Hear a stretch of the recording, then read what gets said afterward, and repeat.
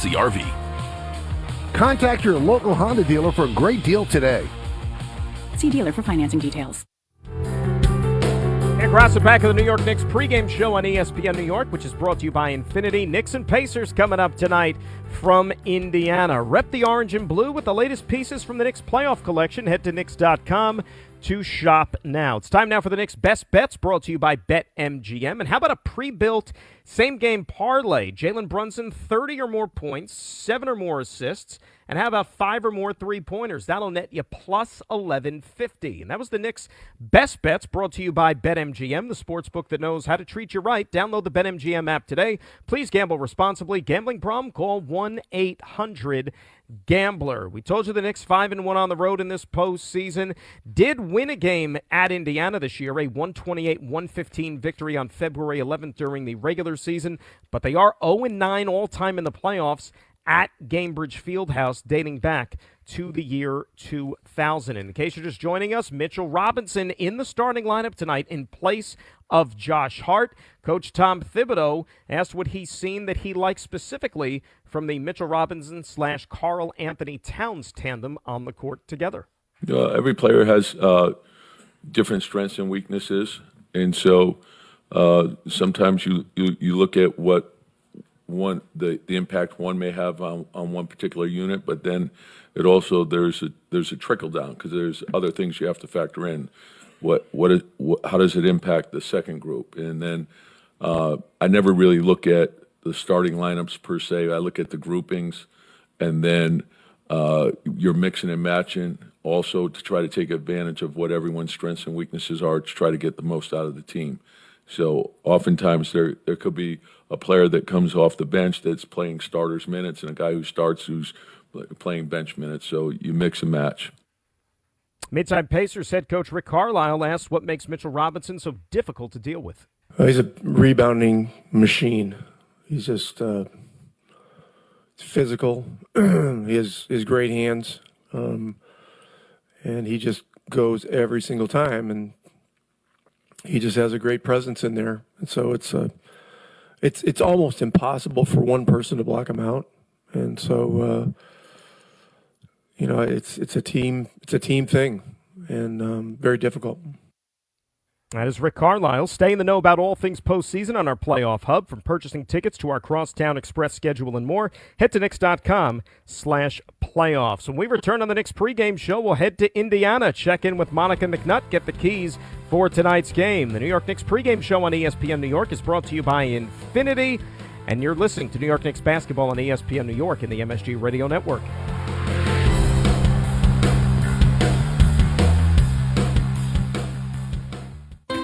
Hey Knicks fans, be the MVP of your next summer barbecue or family dinner with the fresh taste of Calandra's Bakery Breads. Available at your local supermarket. Handmade daily with just 4 all-natural ingredients. From crusty Italian loaves to soft rolls and hearty multigrain, there's something for everyone.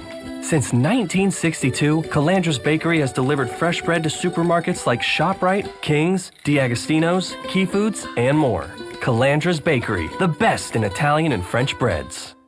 Total Ortho Express is a state-of-the-art orthopedic care center with 4 Long Island locations: East Meadow, Syosset, Massapequa, and Deer Park. Injuries can happen at any time and can often require immediate attention. Total Ortho Express provides immediate walk-in orthopedic care from highly awarded specialists and surgeons, instead of waiting in an emergency room or a general urgent care. Total Ortho Express is open 7 days a week with extended hours so that our patients have convenient and immediate access to the care they need.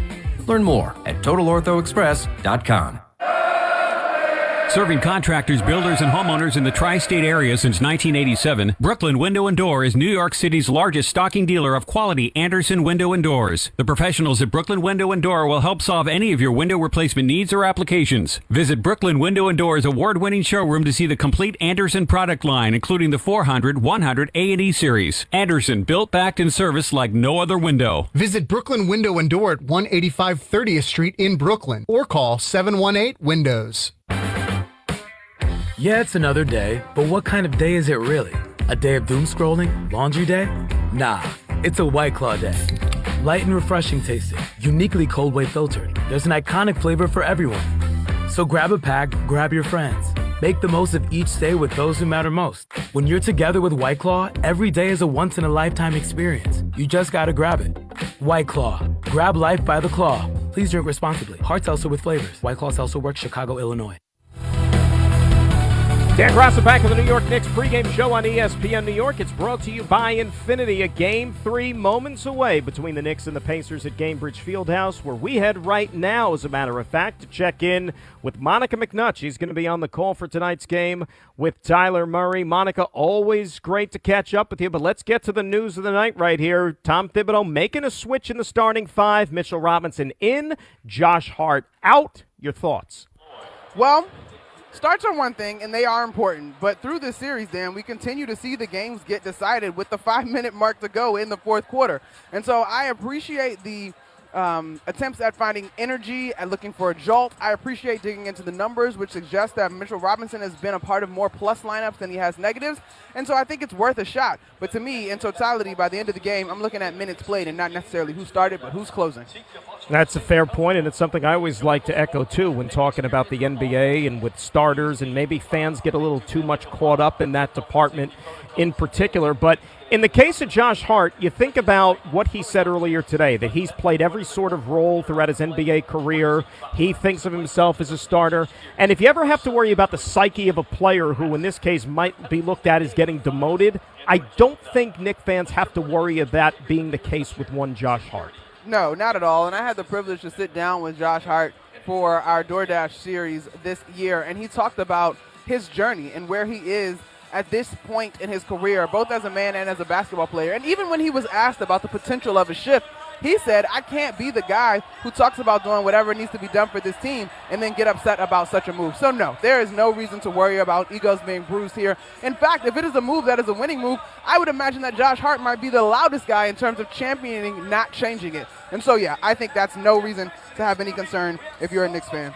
Absolutely. One of the things that's evident about this Pacers team, Monica, they play quick. They play with a lot of pace, right? It's not just a clever name, the Pacers. But one of the things that could fuel that, and has certainly in the first two games, the turnovers by the Knicks. It allows Indiana to get out and run, get those fast break opportunities, thinking that that's something that could play another pivotal factor in this Game 3 tonight.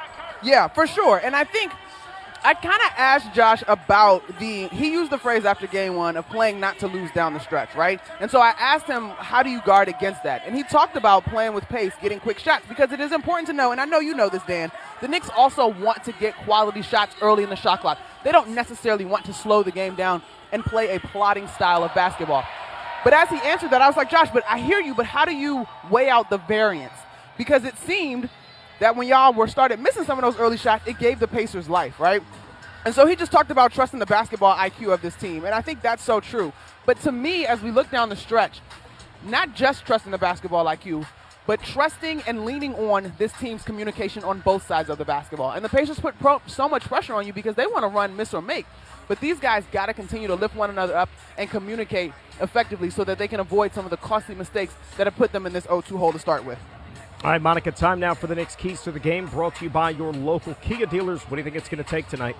Well, my first key in this one is going to be clutch time. And I know that's a little bit out of order in terms of it is the last part of the basketball game, but this team has to perform in the clutch. And I'm not just talking about clutch scoring. I'm talking about clutch defense. I'm talking about clutch rebounding. I'm talking about clutch focus, Dan. So clutch is my first key to this ball game.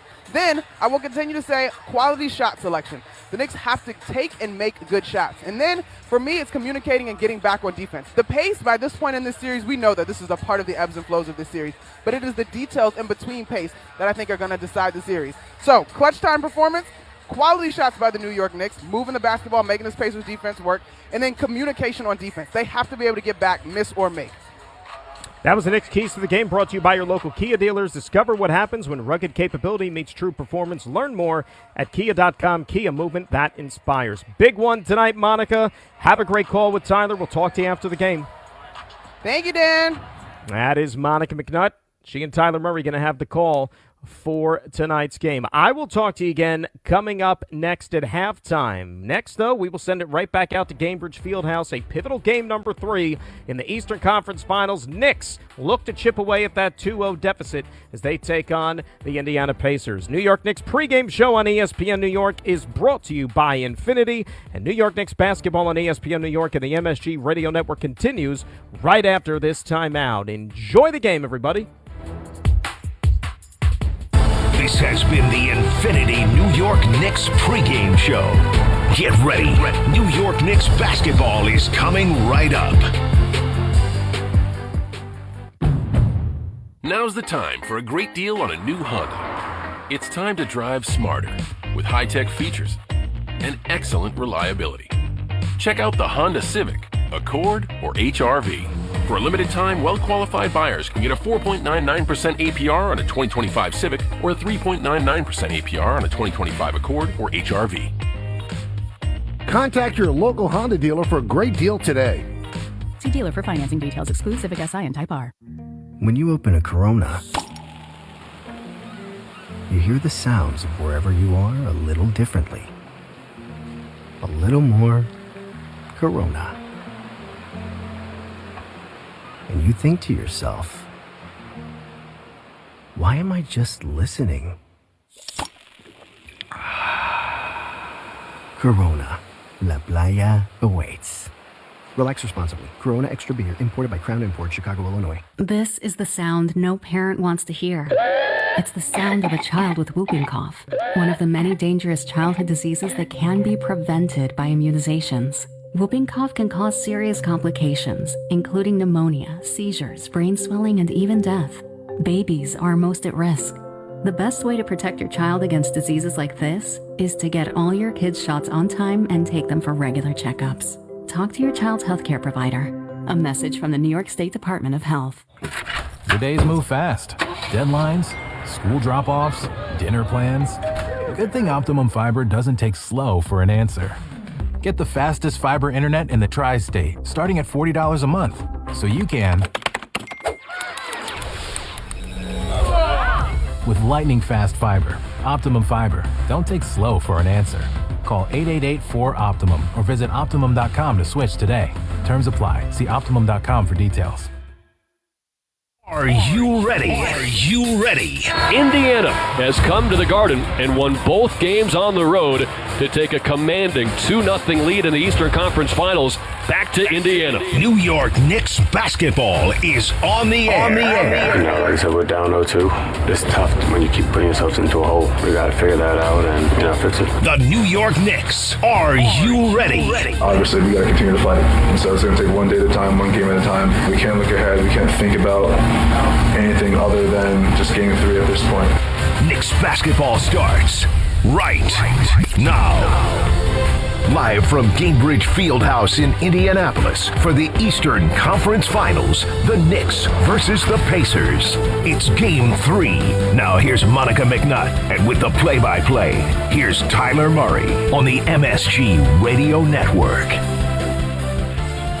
It's been a busy day in the Hoosier State. Just a few hours after the conclusion of the Indianapolis 500, we've got Game 3 of the Eastern Conference Finals, with the New York Knicks hoping to get off the mat against the Indiana Pacers. A 2-0 series chokehold for Indiana, and one of the best home teams in the NBA will be on the floor trying to make it 3-0. Have a moment of silence here for dearly departed Colts owner Jim Irsay. We will join that and then take that right to the national anthem here at Gainbridge Fieldhouse.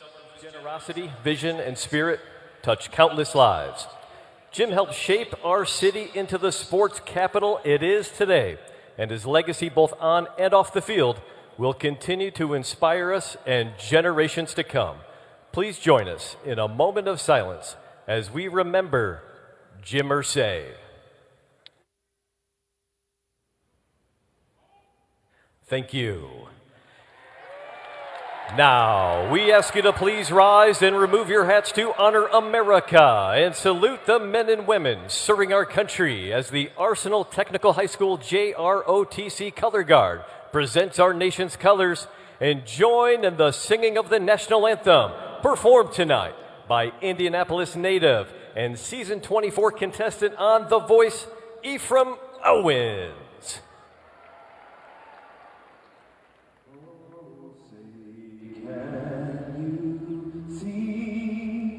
By the dawn's early light, what so proudly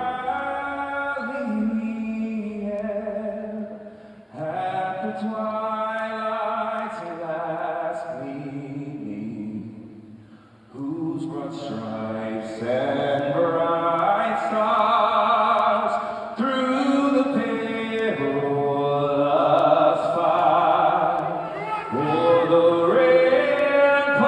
we watched were so gallantly streaming, and the rockets red glare, the bombs bursting in air, gave proof to the night that our flag was still there.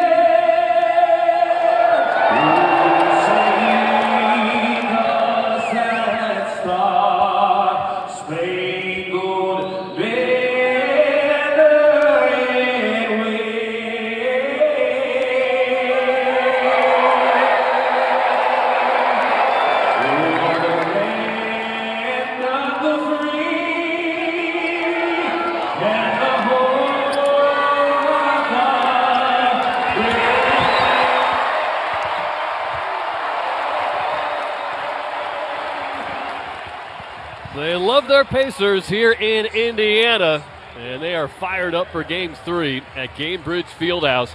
You look across these NBA playoffs, it's been full of surprises. And after just about every team's fallen behind 2-0 like the Knicks have in the last round or so, Game 3 has been a resounding response from the team playing catch-up, including the Cleveland Cavaliers here last round. They came into Indiana and beat the Pacers by 22. Their big shifts in that game was a little bit of zone defense that threw off this electric Indiana offense. The Knicks are going to make a change of their own. I don't think they're going to play zone, but they are going to play Mitchell Robinson right out of the gate. Josh Hart will come off the bench for the first time since last January, where, of course, the Knicks famously went 14-2, one of the best months in franchise history. We'll get to the full starting lineups after the officials, brought to you by London Jewelers. Scott Foster, Sean Wright, and Ed Malloy, three very experienced officials, all brought to you by London Jewelers. Visit them today at any of their 7 locations, including the Americana Mall and the mall at Short Hills. Starting 5 for the Knicks, it is Jalen Brunson and Mikal Bridges in the backcourt. Brunson has 79 points in the first 2 games of this series. That's the most in the Eastern Conference Finals, or any conference finals, since LeBron James scored 84 across the first 2 games back in 2009. Mikal Bridges a really good second half on Friday in Game 2. He had 14 with his 20 points. It is OG Anunoby at the 3. He's got 16 points each of the first 2 games in this conference finals.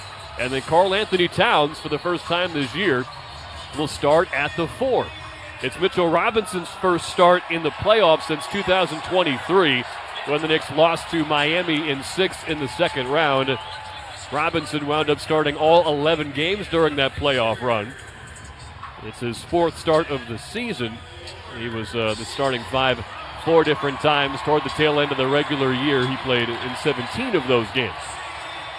As for the Indiana Pacers, it is Tyrese Halliburton and Andrew Nembhard in the backcourt. Halliburton, not a great scoring game on Friday, but what makes him so good is that he doesn't always need to score to be effective. 11 assists in each of the first 2 games for Indiana. And for Andrew Nembhard, he continues shooting the lights out from three-point land. He was a 29% three-point shooter in the regular season. Nembhard, now through 2 rounds and 2 games, is at 53% from long range. That would be the best in the playoffs, if not for the recent heater caught by Aaron Nesmith. He's at 54%, and he will start at the small forward position for Rick Carlisle. Pascal Siakam, coming off a playoff career-high 39 points on Friday, is at the 4. And then Miles Turner, who's been very streaky, will be the stretch 5. He started the series hitting his first 5 shots. Then he missed 8 of his next 10 from the end of the first game into the fourth quarter of the second game. But in that fourth quarter, he caught fire again, went 4 of 6, and poured in 13 points as the Pacers were able to mount an 11-2 run to begin the final frame in Friday's pivotal game. And even though the Knicks came back to trim a 9-point deficit down to 1 in the final seconds, it truly was that 11-2 run that won the game for Indiana, because the fourth quarter started with the score tied 81-81. When it's game time, it's Tully time. The opening tip is brought to you by Tullamore Dew Irish Whiskey, the original triple distilled, triple blended, and triple cask matured Irish whiskey. Be sure to grab a Tullamore Dew or try the all-new Tullamore Dew Honey during tonight's action. Knicks are in blue for the first time in the conference finals. Says New York on the front in orange. Numbers on the front and back in orange as well. Last names in white on the back above the numbers.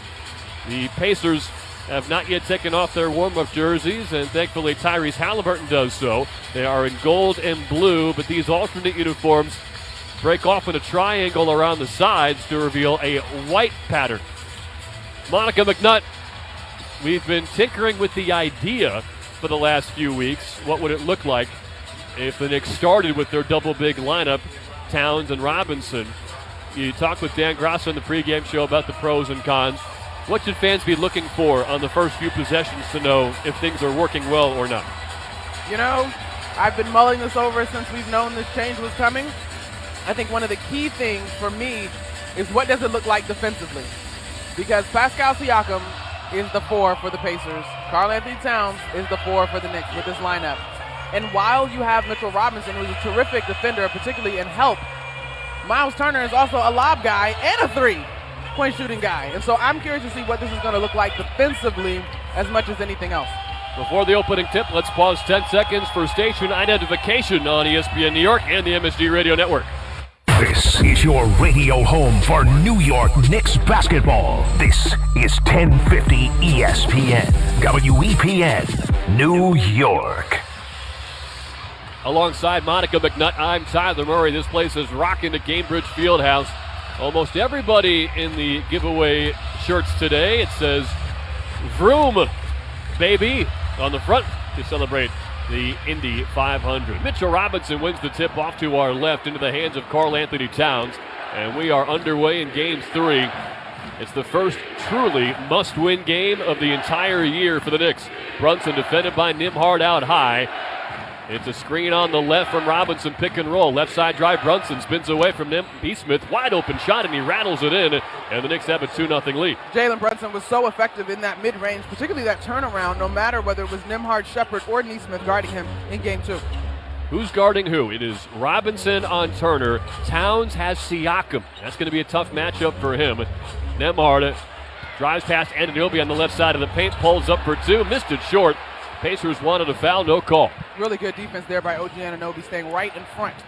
Knicks from left to right. They get it to the far side mid-range as Bridges backing down Halliburton. Double team from Nesmith. He finds Brunson at the free throw line. Pump fakes, leans in. Hook pass to the far corner. Bridges takes a 3. Front rim, and it falls off to the far side where Nembhard gets the rebound. And soft bounce almost dropped in. Of course, the memory goes straight to Halliburton's game-tying shot at the end of Game 1. Pick and pop with Turner. He misses a 3 from the top of the key. Halliburton went down underneath the hoop. Knicks want to go 5-on-4 the other way. That example, though, is the versatility of Miles Turner and the ground that he can cover. Brunson missed a leaner from the far side mid-range off glass. Rebound comes to Nembhard. Dribbles in a circle to get to the top of the arc. A screen from Turner to free him up from Anunoby. Now a step back left wing 3 over Robinson. Front rim, no. Outlet to Bridges at midcourt. Crossover on the right wing, speeds into the lane, pulls up for 2 over Halliburton. That's too strong. And after a 1-for-5 start in the first half on Friday, it's an 0-for-2 opening for Mikal Bridges today. Left side baseline drive, Siakam spins on Brunson in the lane. Righty hook shot is good to tie the game at 2. 2 minutes into Game 3. So that play there, going after Jalen Brunson, is something that we've seen consistently in this playoff series. Mikal Bridges toward the high sideline. He'll dribble to the basketball logo at center in the middle of a blue P. Now Towns, top of the arc, one arm pass to Brunson on the right corner. Pump fake, he's met by Nesmith. Screen on the left from Bridges to switch Nembhard onto Brunson. Quick trigger three, end of the shot clock. Grazes the front rim, rebound Halliburton.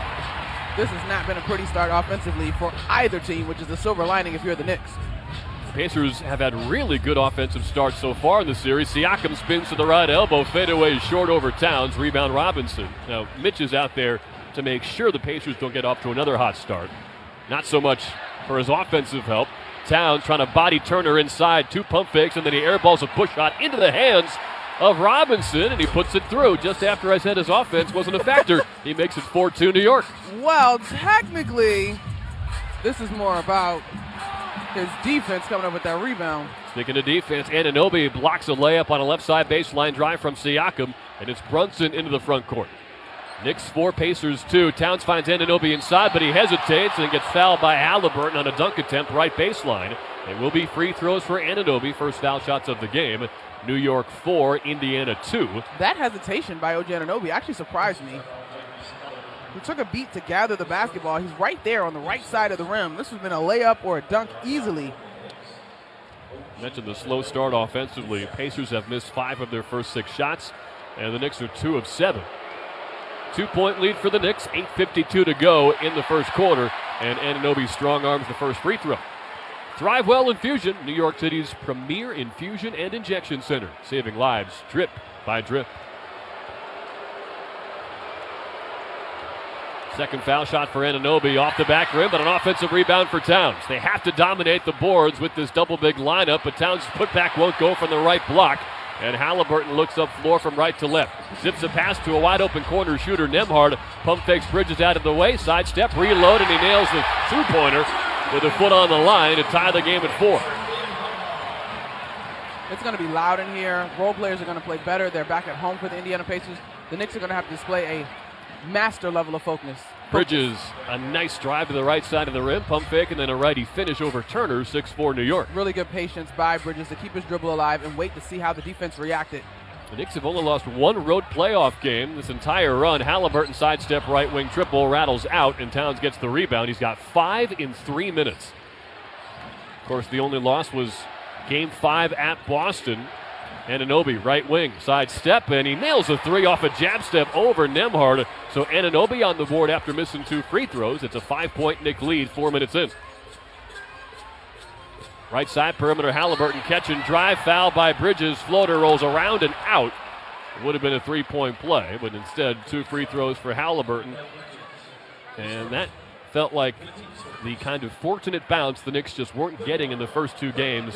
That's a play that Halliburton had a wide open continuation opportunity but couldn't get it to drop. And he'll get 2 foul shots to the basket to our left. For over 160 years, individuals and businesses from Montauk to Manhattan have trusted Dime for all their banking needs. Visit Dime.com for more information. Dime, we've got your bank. Member FDIC. Well, the Pacers have been shooting the ball really well through both games in this series. They shot 51% from the field, practically 52% from the field in Game 2. And so if tonight's field goal percentage is less than that, it would certainly benefit the Knicks. It's a big part of why Robinson's entered the starting lineup. Halliburton gets both free throws. Knicks by 3, 7:40 to go in the first quarter. Brunson gets a screen at midcourt from Towns to get across the timeline. Takes Neesmith into the dotted line. Stops his dribble. Kicks out right corner. Bridges catch and shoot 3. Short over Halliburton. Neesmith the rebound. Pacers want to run. They always run a run. Siakam Euro step in the lane. Over Anunoby the layup. No. Good crashing rebound attempt from Towns. He tipped it out of bounds left baseline. But if he didn't hustle into the play, it's an easy putback for Siakam. Now look, one of the things that you lose when you go Mitchell Robinson to start is an additional ball handler to potentially help bring the ball up to take some of the pressure off of off of Jalen Brunson, That's what Josh Hart did. Now, there's obviously give and takes in both guys being on the floor, but that is just one thing to watch. Inbound, great play. Wide open corner 3 for Neesmith, but he missed it off front iron, and Brunson gets the rebound. They are so good on those inbounds. But couldn't convert there. Brunson trying to work out of the reach of Nembhard. Passes to the left side. Perimeter Towns. Inside Anunoby has a smaller Nembhard on him. Pump fake to get 2 Pacers off their feet, but he blows the layup. Good thing Robinson was there for a tip-in. He's got 4 points, all second chance points. And Rick Carlisle calls timeout. So for the plus-minus watchers out there, it's a +5 for this new starting lineup 11-6 New York, 5 minutes into Game 3, which they absolutely have to win, down 2-0.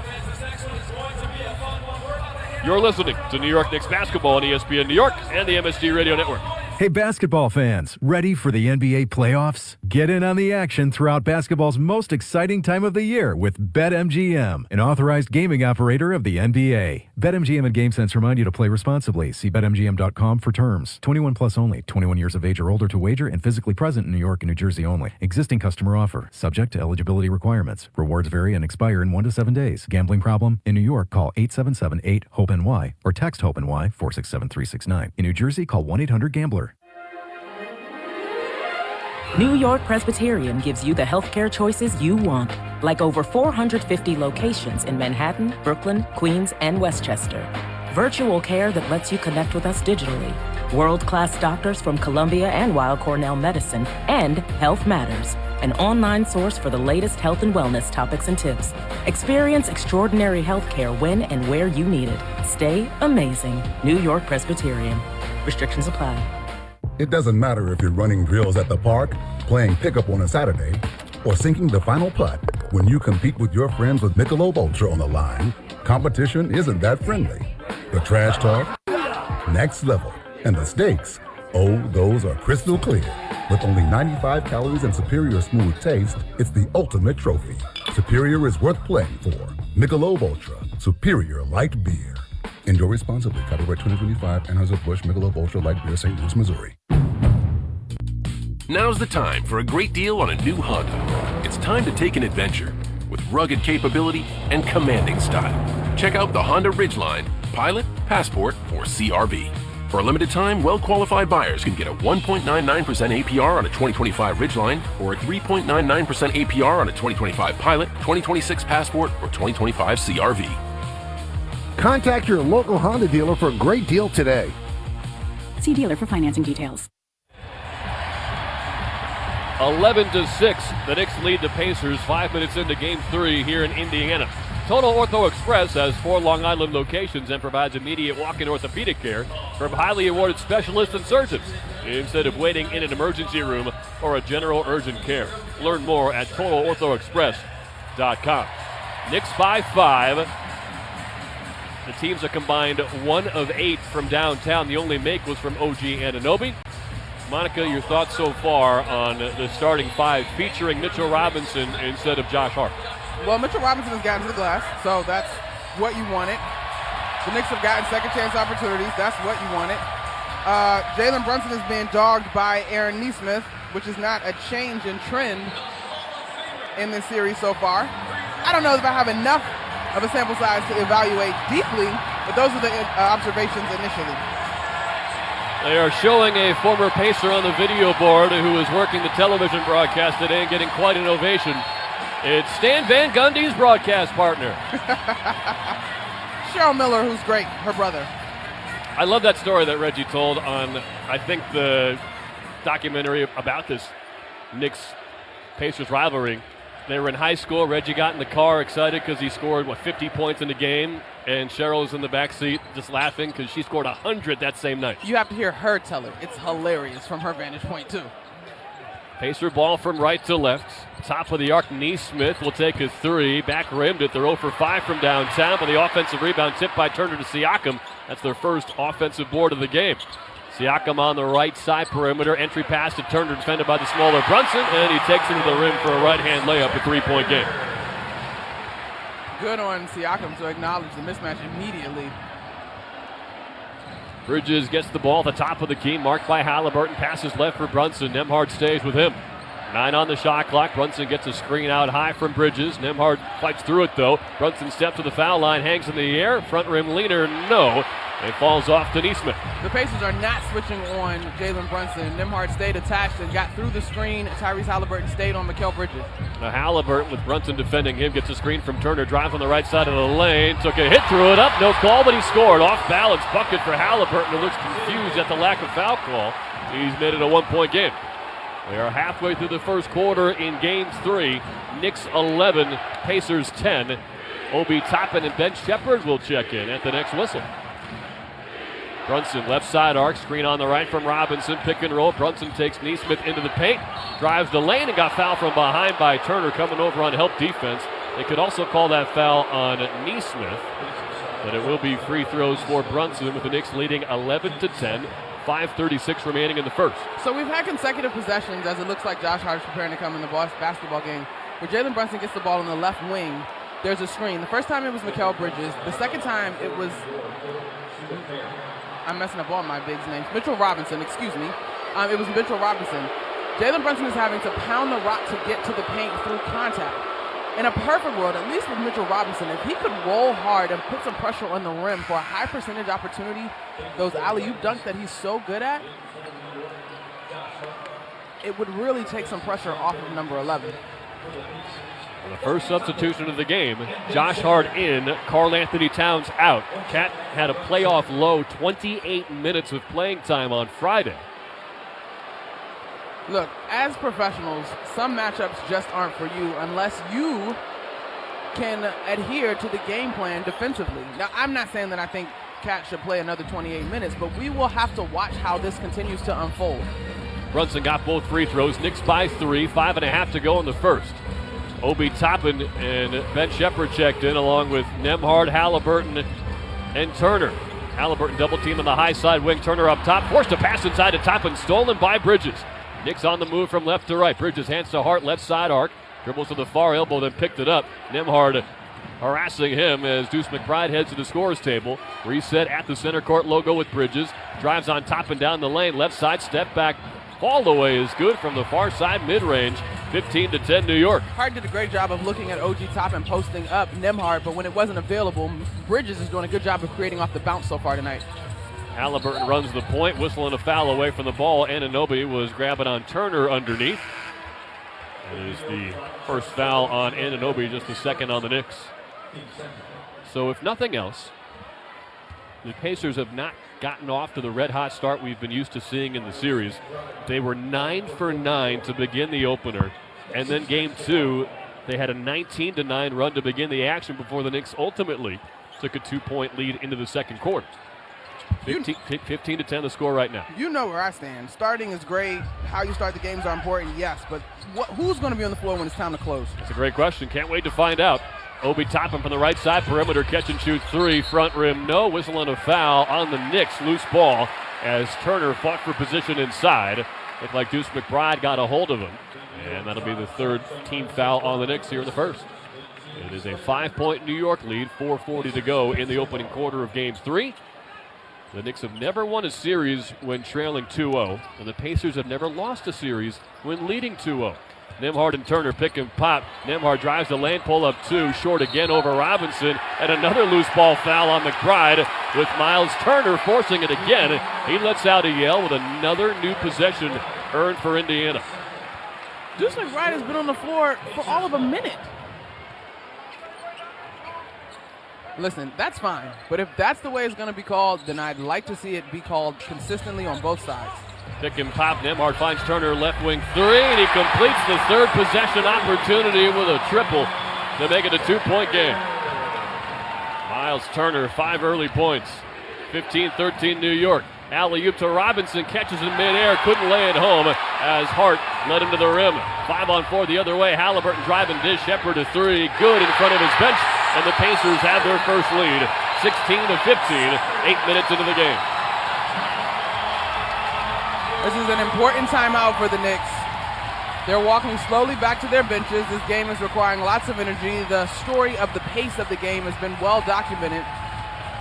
Mitchell Robinson had a good look, but he needs to get that ball a little bit closer to the rim so that there's no question that he can just go over the rim and flush it.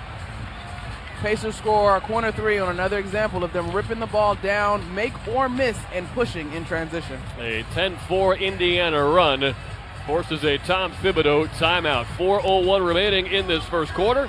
Indiana 16 and New York 15. A must-win game 3 for the Knicks, down 2-0 in the Eastern Conference Finals.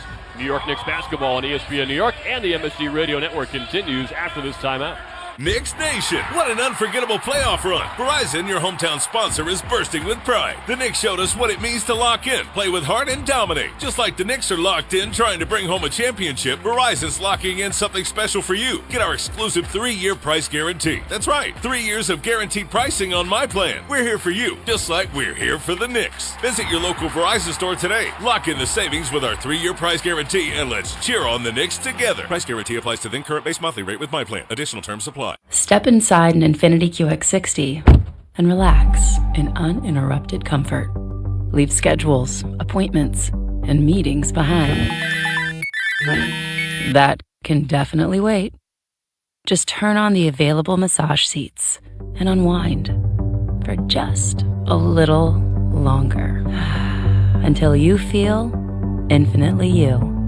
Discover more about the Infiniti QX60 crossover at InfinityUSA.com. Get a double-digit bonus exclusively for Knicks fans from Food Bazaar Supermarket. Take $10 off of your order of $50 or more when you shop online at shop.foodbazaar.com. Plus, your first delivery is free. Go to shop.foodbazaar.com and use promo code FANSGET10 for the largest selection of international foods, an all-star lineup of the freshest meat, seafood, and produce, and $10 off of your first order of $50. Use promo code FANSGET10 at shop.foodbazaar.com. Everyone deserves a fast and reliable connection, one that helps better their everyday through the things they value most: friends and family, education and career. A connection that opens pathways to opportunity and builds roads to a better future. At Spectrum, we're committed to delivering just that every single day. Because with the right connection, anything is possible. That's Life Unlimited.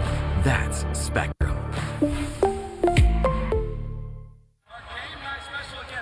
Knicks basketball on ESPN New York is brought to you by your local Kia dealers. Discover what happens when rugged capability meets true performance. Learn more at Kia.com. Kia, movement that inspires. A 16-15 Pacer lead, 4:01 to go in the first quarter. Indiana has its first lead after back-to-back three-pointers from Miles Turner and Ben Shepherd 20 seconds apart. The Knicks will come out of a timeout with Brunson, McBride, Bridges, Hart, and Robinson. The Pacers go with Halliburton, McConnell, Shepherd, Toppin, and old Mr. Tony Bradley again, who really impressed Rick Carlisle with his physicality against Robinson on Friday. Rick Carlisle called out his prior stop in Utah and how he's been a smart guy in limited minutes. He doesn't make a ton of mistakes, and so there's trust there. Pacers pick up full court. McBride had some trouble inbounding, but then Bridges flashed open, and he can dribble it across midcourt as the Pacers defense drops off. Knicks from left to right in blue against the gold of Indiana, and Shepherd grabbed Brunson off a screen right corner, and they will call him for that. 4 fouls on the Knicks in this quarter. The Pacers now have 3. Knicks down 1 with the ball, 3:52 to go in the first quarter. Pacers with a 2-0 Eastern Conference Finals series lead. Brunson, a contested catch on the high side angle, defended by Shepherd. Faces up with a left side jab step. Rhythm three-pointer is good. Jalen Brunson connects on his first triple. He's got 7, and the Knicks lead by 2. It's a good, poised, patient shot off a little bit of action. The flare screen, Brunson fades and is able to get set. Oh, man. Deuce McBride just picked up his 3rd foul. TJ McConnell went down with relative ease, but looked like maybe some hand-to-hip contact from Deuce. Worst part is that's the 5th foul in the quarter, so McConnell gets 2 free throws. 3:29 remaining in this first quarter. McConnell can tie the game if he gets both. Pretty much identical stat lines for him in the first 2 games. 14 minutes, 10 points.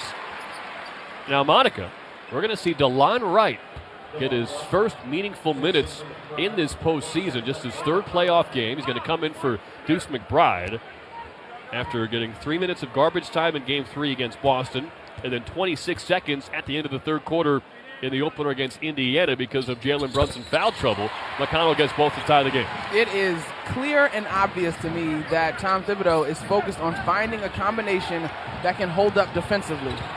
Bridges coast to coast off the inbound, blocked at the rim by Bradley. What an impact he's playing off a couple 10-day contracts. And Bridges had to rush that one because he felt TJ McConnell coming and trying to pop that ball from behind. Good pressure from behind. McConnell hands to Toppin out high. Drives left baseline on Brunson and draws a foul as he tried to turn the corner to the rim. So Brunson gets it with his first personal, and now it's Toppin to the free throw line, 18-18 with 3:08 to go in the first. These Pacers, as a collective, they do a good job of keeping their dribble alive and just pounding the rock until they find an opening, a crevice, a pass that they like. And as defenders, it keeps you on your toes. Tyrese Halliburton, in particular, he's got a little bit of an off-balance cadence. TJ McConnell moves exceptionally fast. Obi Toppin is such an athlete that you have to account for him. But it's really making the Knicks sit and slide their feet. Mitchell Robinson, also an excellent athlete, but right now is the only guy on the floor with his hands on his knees. He played a playoff high 29 minutes in game 2, and he has played the entire game so far. Toppin gets both. 2-point Pacer lead. This is their largest. Knicks led by as many as 5 in this opening quarter. Brunson matched up with Bradley on the left side perimeter. A couple of crossovers. Now takes him into the lane. Got fouled. Scoop shot missed off the front rim. If that one didn't graze front iron on its way up, that's an easy bank shot and one. But instead, it's a chance for 2 game-tying free throws for Brunson with 2:55 to go in the first. Brunson is going to continue to be relentless in the paint. It is a place where he does most of his damage. What you'd hope, though, is that to some degree the Pacers' defense, and they have not done this so far, would sort of collapse on him and provide for opportunities for the Knicks to spray the basketball. They've got to obviously be able to knock down some threes, though. You wonder how okay they are with letting Brunson go off. We mentioned as he takes and makes the first free throw. Brunson had 79 points across the first 2 games, most in the conference final since LeBron James in 2009, when he had 84. And of course, it hasn't resulted in any wins yet for New York. But a lot of folks here in Indiana, mostly in the media, they've acknowledged this could easily be a 2-0 Knicks series lead. That's to give you a lot of hope that anything can happen the rest of the way. Brunson ties the game with free throws, 20-20. McConnell gets wide open for a left corner 3, takes his time and missed it short. Robinson pulls down the rebound. The word easily is where I bristle a bit, but all right. Nothing's easy for this New York Knicks team, but they've made it this far. Hart up top into Robinson. He's got the size advantage on Shepard, and he throws it down. Shepard maybe thought about wrapping him up to foul, but Robinson stuffed it through before he could. McConnell darts inside under the hoop. Kick out tipped by DeLon Wright. He gets the steal. His defense can be a real impact in a 5-game stretch toward the end of the regular season when Brunson was injured, where he averaged 2 steals a game. Brunson to Robinson, pick and roll, step back left wing 3 for Brunson. Wide left, rebound McConnell. Avery Bradley checking Mr. Robinson out of bounds. He's boxing out so diligently. 22-20. Knicks lead, but not for long. Tony Bradley catches and scores inside. He was boxing out the smaller DeLon Wright. DeLon Wright chose to go to Bradley because Mitchell Robinson was trailing the play, but then you got Mitchell Robinson guarding TJ McConnell. 22 all, 1:40 to go in the first quarter. Wright dribbles to the top of the arc. He's defended by Halliburton. Screen on the right from Bridges, pick and slip. Wright couldn't find him, so he dishes left to Hart. 4 on the shot clock. Hart for 3. Way too strong from the top of the key. Toppin gets the rebound. McConnell on the move from right to left. Darts inside, middle of the paint. Pull-up jumper short. Got his own rebound, and of course he banked it in. They're the smallest guy in the court, TJ McConnell, slipped through for an offensive rebound and a 2-point Indiana lead. Hart slip pass inside to Brunson. Right-hand layup. No, but a late whistle and a foul from Scott Foster. Tyrese Halliburton hated the call, but maybe more than anything hated the timing. He signaled a foul with the knee of Ben Shepard. They fouled him on the knee. Shepard reached in and got him on the right thigh, right knee area. So Brunson will get a chance to tie the game to the free throw line. I applaud the enthusiasm of these fans here, but it's a foul. Like, it's the same foul that the Pacers have gotten on their dribble penetration on the other side. So free throws it is. At the basket, 2 all right. Brunson gets the first. Karl Anthony Towns will check in for the first time since initially being subbed out 6 minutes in. And a well-deserved breather for Mitchell Robinson. 6 points, 4 rebounds, 2 on the offensive end. And he made 3 of his 4 shots. He's done a great job of being active, playing to his strength, not trying to do too much. Now we will see how many minutes he actually ends up clocking tonight and what adjustments. You know me, and we've seen this. It feels as if Rick Carlisle takes in all of the information from the first half, both quarters, and makes adjustments in the third quarter. So the third quarter will continue to be key. Brunson gets both. He's got 6 made free throws in the first quarter. He's played all of it. McConnell speeds down the lane, over the head pass to Turner, left point, takes a dribble to the top of the key. Pump fakes and hands off to Toppin, who bounces near wing for Nembhard. Up top behind the back dribble, plays catch with Turner, top of the arc. Now steps back into a right wing two-pointer and rattles it in to give Indiana a 2-point lead. 50 seconds to go. Josh Hart motors ahead, and a wild step-through move gets a foul called on Toppin.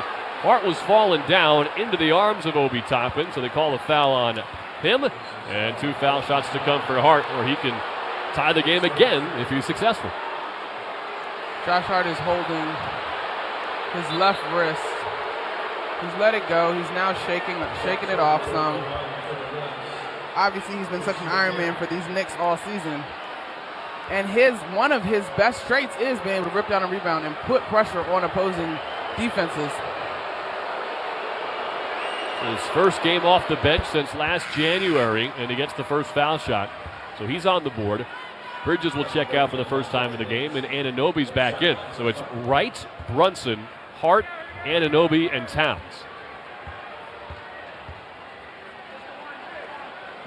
The other thing DeLon Wright has been able to do is crash the boards.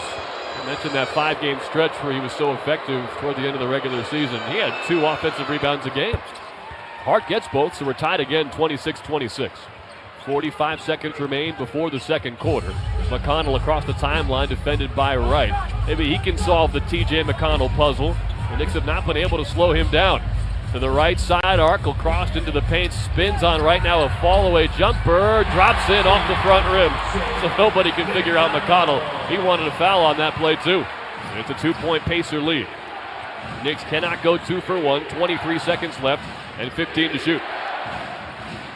Brunson dribbling at that Pacer logo at center court, hounded by Nembhard. High ball screen from Hart on the right, double team on Brunson. Now Toppin drops off, Brunson on Nembhard, right side drive, pump fake on the baseline, tripped out of bounds by Nembhard, with just 2.8 left on the shot clock and 9.1 on the game clock. I'd like to see the Knicks, somebody come to a spot, somebody get into the eyesight in position for Jalen Brunson to find them. He's got 11 points, inbound to Hart, right corner 3, he's open, and he missed it too strong. Rebound tipped by DeLon Wright, but Nembhard has it. Wright caught him from behind and stripped him, but a foul is called by Scott Foster. On the back end of the play, he signaled a trip on Karl Anthony Towns. There were so many bodies down there, I couldn't quite see it. It is 28-26. Indiana leads New York. 2.7 to go in this first quarter. The Knicks have had 7 fouls against them in this first quarter, and Towns picks up his first.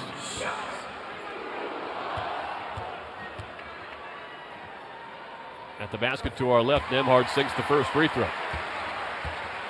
3-point Indiana lead.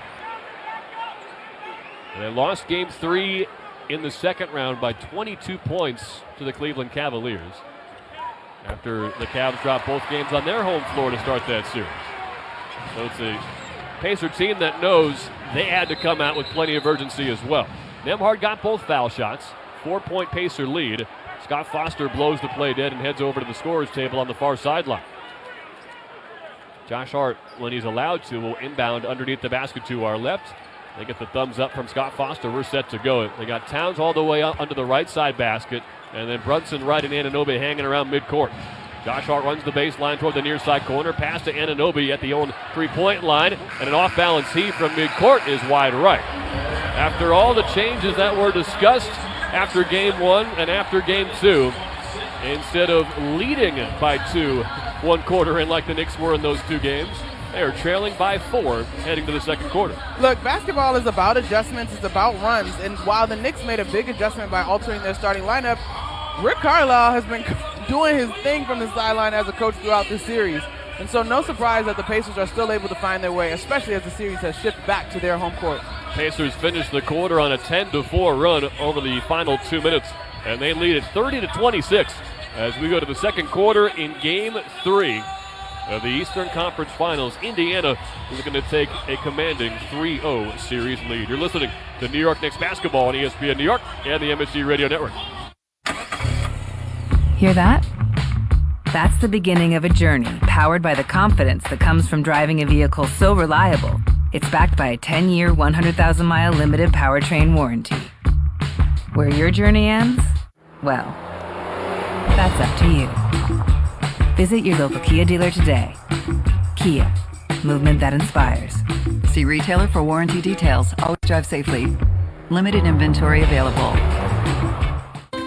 Hey Knicks fans, be the MVP of your next summer barbecue or family dinner with the fresh taste of Calandra's Bakery Breads. Available at your local supermarket. Handmade daily with just 4 all-natural ingredients. From crusty Italian loaves to soft rolls and hearty multigrain, there's something for everyone.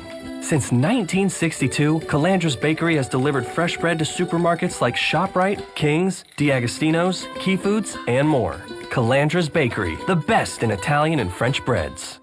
Attention Knicks fans! Looking for infusion care that puts you first? ThriveWell Infusion specializes in delivering cutting-edge therapies for rare diseases and autoimmune conditions like rheumatoid arthritis and multiple sclerosis. Trusted by physicians across specialties, ThriveWell offers private state-of-the-art infusion suites and slam-dunk treatment from their highly trained medical team. From New York to New Jersey and across Long Island, experience care, comfort, convenience, and compassion like never before at a ThriveWell location near you. Find out more at ThriveWellInfusion.com. That's ThriveWellInfusion.com. Saving lives drip by drip. When you open a Corona, you hear the sounds of wherever you are a little differently. A little more Corona. And you think to yourself, why am I just listening? Corona, La Playa awaits. Relax responsibly. Corona Extra Beer, imported by Crown Imports, Chicago, Illinois. Pacers 30, the Knicks 26.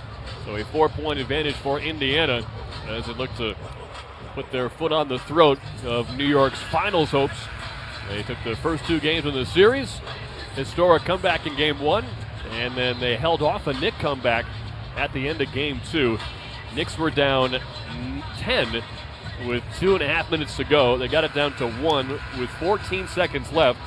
But the big difference between game 1 and game 2, Indiana made all 4 of their free throws when they had to both extend the lead to 4 and then make it a 3-point lead. So Brunson's would be game-tying 3. When that missed, it was over. Knicks picking up full court, and Landry Shamet's going to get some rotation minutes here in game 3, along with DeLon Wright, Josh Hart, OG Anunoby, and Karl Anthony Towns. Pacer ball from right to left. They break the full court pressure, and TJ McConnell dribbles to the top of the arc, defended by Shamet. A handoff from Turner. McConnell in the lane, far side block, stopped by Shamet. Good defense there. Back out to the right wing for Turner, defended by Towns, and he's fouled by Cat as he drove into the lane. So 2 fouls on Towns in 8 minutes.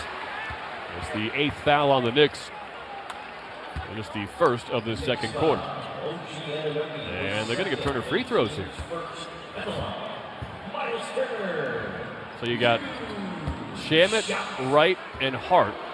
Presumably 3 ball handlers with Anunoby and Towns in the front court. This is... First free throw is short from Turner. A seldom seen lineup for sure, if we've seen it before at all. Not in the playoffs, that's for sure. But I do think with this group you have the opportunity to move fast. Now these are big-time moments for both DeLon Wright and Landry Shamet. And Turner missed both free throws, almost fouled Towns on the rebound. He did. Strong rebound from Cat on the left side of the paint, and Turner crashed into him. That'll be his first. And also the foul trouble for Deuce McBride has to factor in a little bit. He picked up a whole lot, not a little bit. Picked up 3 fouls in under 2 minutes. 2 of them trying to box out Miles Turner off switches. Shamet, left side, arc rip through move on Mathurin. Inside to Hart, off his fingertips, saved on the right baseline by Wright. Got it to Towns inside somehow. Cat missed a layup off a power dribble. Rebound fumbled out of bounds by McConnell. Second bunny Towns has missed in this game. You can see his frustration.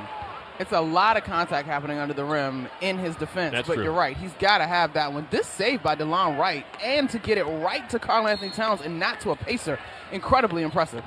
Anunoby off the inbound, catches on the right corner, finds Towns right wing, jab step right, dribble left in the paint, shrugs off Turner and banks home a layup. It's a 2-point game, opening minute of the second quarter. A wonderful example of Karl Anthony Towns playing downhill. Not just Turner, but it was Nembhard that came over to the help, but he's too short. First bucket for Towns. He started 0 for 3. Does have 5 rebounds, though. Mathurin, catch and drive, left side, hangs in the air, missed over Hart. It's good pursuit from Hart on the defensive end. Now Towns at the logo, catch and shoot 3. Wouldn't go from straight on. These are sort of the early shots that the Knicks want to take, but McConnell hits a foul line jumper. He's got 8 points in 5 minutes. the thing about shots early in the shot clock is they're high risk, high reward, right? If Karl-Anthony Towns hits a deep logo 3, you're energized, but if he misses and it goes long, you get exactly that. And this is a team that runs off makes and misses. Takes Turner back into the paint and hits a tough leaner from the far side of the rim. A difficult shot. Not as difficult as a 40-footer like he took on the last possession, but he makes it a 2-point game again. But at least with that contact, you give yourself a chance to get to the free throw line. Turner in the lane, turnaround jumper over Hart, splashes it through. It's a 34-30 lead for Indiana 2 minutes into the second quarter. So Turner, who has 7 points, another strong start for him. He's 3 of 4. Again, the Knicks are playing with DeLon Wright, Landry Shamet, Josh Hart, OG Anunoby, and Karl-Anthony Towns. And a moving screen called on Cat. That's his second foul. Trying to free up DeLon Wright toward the far sideline. But Sean Wright, the official, says it's going the other way. He's got to really make a concerted effort to be still on those screens. He's too valuable. The Knicks clearly are having to go deep into their rotation. I know that this matchup is taking a lot out of all involved, but when he gets those fouls, I just want to pull my hair out because it's preventable. McConnell runs the point again at the right elbow. Now ducks inside. Hook pass to Siakam underneath. It was stolen by Wright, but he lost the handle out of bounds left baseline. He's arguing as if he was pushed. It looked like he was pulled down from where we are. I'm not sure how he wound up on the ground.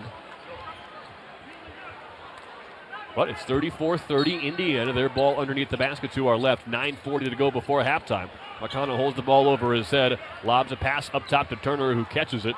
Takes a dribble with his right hand and then hands off to McConnell. Turns the corner to the free throw line, pulls up for 2 and nails another one. So he's got 10 points in all 3 games so far, TJ McConnell. Yeah, and the Knicks seem to be switching those screens, and this Karl-Anthony Towns is just a little bit too far back. Towns catches at the right point, jab step to create some room, and he back rims a 3. Rebound Mathurin, ahead to Siakam, steps through Anunoby and banks home a righty layup. And the Pacers have their largest lead, 38-30, forcing a Tom Thibodeau timeout with 9:12 to go in the second quarter. High risk, high reward, those early shots in the shot clock, and threes in particular oftentimes lead to long rebounds, which for the Pacers might as well be an assist to go the other way, as they've been on a 6-0 run in the last 56 seconds. And winning the second quarter 8-4. 38-30, Indiana leads New York in Game 3 of the Eastern Conference Finals. New York Knicks basketball on ESPN New York and the MSG Radio Network continues after this timeout. Spring has finally arrived, and if you think a new central air conditioning system is out of your budget, think again. Sloman's is here to change the game with our Spring Fling sale. We're now offering cutting-edge 18-SEER 2025 refrigerant-compliant R454B systems, expertly installed by our certified technicians, all at the lowest prices of the year. That's right, get started with 0 down, 0 payments, and 0 interest for 18 months. And we're including a comprehensive service plan for the first 5 years with annual system checks to keep your AC running smoothly all summer long. Servicing Nassau, Suffolk, and Queens County. Call Sloman's at 516-932-7000 for your free estimate. But hurry, these cool savings won't last. That's 516-932-7000. 18-month promo period, no payment, no interest, and no down payment offer. The offer is available through a third-party bank. On approved credit, interest is waived if loan is repaid in full during the same as cash period. Terms and conditions apply. Knicks fans, when deciding to take a charter bus, there's only one choice. That's Best Trails and Travel, New York City's premier charter bus company. Best Trails and Travel has the highest level of charter bus service in New York City and has been serving New York's leading corporations, professional sports teams, and private individuals for 30 years. They offer premier customer service and the newest fleet of buses in the industry. Whether you're traveling with family, friends, or colleagues, Best Trails and Travel guarantees you the ultimate traveling experience. Visit them at besttrailstravel.com or call 212-206-6974. Now's the time for a great deal on a new Honda. It's time to drive smarter with high-tech features and excellent reliability. Check out the Honda Civic, Accord, or HR-V. For a limited time, well-qualified buyers can get a 4.99% APR on a 2025 Civic or a 3.99% APR on a 2025 Accord or HR-V. Contact your local Honda dealer for a great deal today. See dealer for financing details. Exclude Civic Si and Type R. Calandra's Bakery. Visit your local supermarket to try their all-natural handmade artisan breads made with just 4 ingredients and 0 preservatives. Visit calandrasbakery.com for locations near you. It is 38-30. Pacers lead the Knicks 3 minutes into the second quarter of Game 3. The guy who just won the Indianapolis 500 is being honored at midcourt. His name is Alex Paulo. Congratulations, Alex. Apparently he's the first winner from Spain. And we only know that because that's how Rick Carlisle began his press conference today. I really wish he'd come in his fire suit still. It's yellow. It would have fit. There was a fan just behind Rick Carlisle who was wearing a full racing outfit, and he's got a racing helmet on the ground at his right foot. Do you think he actually has anything to do with the Indy 500? No. Okay. I think he's just kind of off. It is an 8-point Pacer lead. 9:12 to go in the second quarter. DeLon Wright, Landry Shamet, Josh Hart, OG Anunoby, and Karl Anthony Towns still the 5 on the floor. Last sidebar, that milk thing is gross. Disgusting. Yes, they drink the milk after they win the Indy 500. Anunoby catch and drive, 2-hand jam, stretching to the cup over Nembhard. And Anunoby has 5, and the Knicks are back within 6.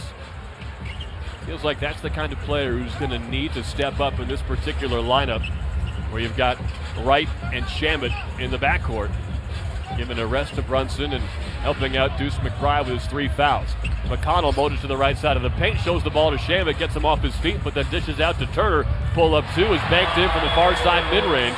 It's an 8-point Pacer lead again. Turner's been really good with the bank shot. I got to give him credit, especially at his height where he gets the ball off from his jump shot. Really tough to guard. He was 4 of 6 in the fourth quarter on Friday. He has begun this game 4 of 5. Anunoby hands to Shamet, dribbles into a right wing 3, short. He's 0 for 3 in the postseason from downtown. McConnell running the point again to the near side angle. Now Siakam left point. Right wing Mathurin picks up his dribble, dishes far angle. It is Nembhard. Hands back to Mathurin, top of the key. Drives right side on Hart. Spins to the far side block. Rip through move, draws a foul on Hart on his way to the basket. So Hart gets his first foul. And Mathurin, who has scored most of its points at the free throw line in the series, will get 2 foul shots and a chance to give Indiana a 10-point lead. He's a guy that, to me, is boom or bust for these Pacers, and you got to keep an eye on him. He was actually one of my X factor for the Pacers, in fact, going into tonight, just because I think he can be sort of sneaky. When he gets going at home, he really can fill it up, and he's obviously had some good matchups versus the Knicks, good performances during the course of the regular season. It hasn't been a real factor in this series, though. 9 points in a total of 32 minutes, but he gets the first free throw. Meanwhile, the Knicks, it's been a story that they're having trouble stopping this Pacer offense, which has been a problem for every team in the NBA, for the record. But specifically, without Mitchell Robinson on the floor, Pacers are 5 of 6 from the field since the end of the first quarter. Robinson came out after the first 11 minutes of the game. 10-point lead for Indiana as Mathurin got both free throws. 42-32, 7:44 left in the second. Hart on the right side arc takes a dribble with his right hand, then goes between the legs. They get it to Anunoby, right block. Backing down, Mathurin picks up his dribble, kick out to right, left wing, extra pass Shamet, far corner 3. Got it in front of the Knicks bench. And man, do they need that one. It's back to a 7-point game. This is the first time I've seen the Knicks send a double to anybody other than Jalen Brunson, and that was OG Anunoby who garnered significant help. Not a full-on double, but significant help, which allowed that ball to move around the perimeter and find Shamet. It was Nembhard cheating off of Josh Hart. He's done that all series. Loose ball at midcourt. Mathurin goes down to pick it up, and then he lost the handle, so it's a backcourt violation once he touches it. He is shielding off Josh Hart from touching it, and it goes so far down court, it's a shot clock violation before it rolled to the right side baseline. Was Three Stooges worthy goofiness. Can you name them? Curly, Larry, and Mo? Yes. I know my mainstream culture. It's not mainstream anymore, but I'm still impressed. Left wing Anunoby, 7 minutes to go in this first half. Whistling a foul away from the ball on Miles Turner as he was pushing Towns out of the way from a post position on the far side. Turner picks up his second. Towns has 2 as well. Jalen Brunson hops off the bench. We've got 5 minutes of game rest after playing the entire first quarter. And DeLon Wright is either going to inbound the ball or come out of the game. We're going to find out after this media timeout. A not insignificant three-pointer from Landry Shamet. It was his first of the playoffs. It stopped the Pacer run, and it's got the Knicks back within 7. It's 42-35 with 7 minutes to go in this second quarter. It was also a good example of what the Knicks could do and how they could move the ball with that particular lineup. You're listening to New York Knicks basketball on ESPN New York and the MSG Radio Network. Step inside an Infiniti QX60 and relax in uninterrupted comfort. Leave schedules, appointments, and meetings behind. That can definitely wait. Just turn on the available massage seats and unwind for just a little longer until you feel infinitely you. Discover more about the Infiniti QX60 crossover at InfinityUSA.com. Hey, basketball fans, ready for the NBA playoffs? Get in on the action throughout basketball's most exciting time of the year with BetMGM, an authorized gaming operator of the NBA. BetMGM and GameSense remind you to play responsibly. See BetMGM.com for terms. 21 plus only. 21 years of age or older to wager and physically present in New York and New Jersey only. Existing customer offer. Subject to eligibility requirements. Rewards vary and expire in 1 to 7 days. Gambling problem? In New York, call 877-8-HOPE-NY or text HOPE-NY 467-369. In New Jersey, call 1-800-GAMBLER. It doesn't matter if you're running drills at the park, playing pickup on a Saturday, or sinking the final putt. When you compete with your friends with Michelob Ultra on the line, competition isn't that friendly.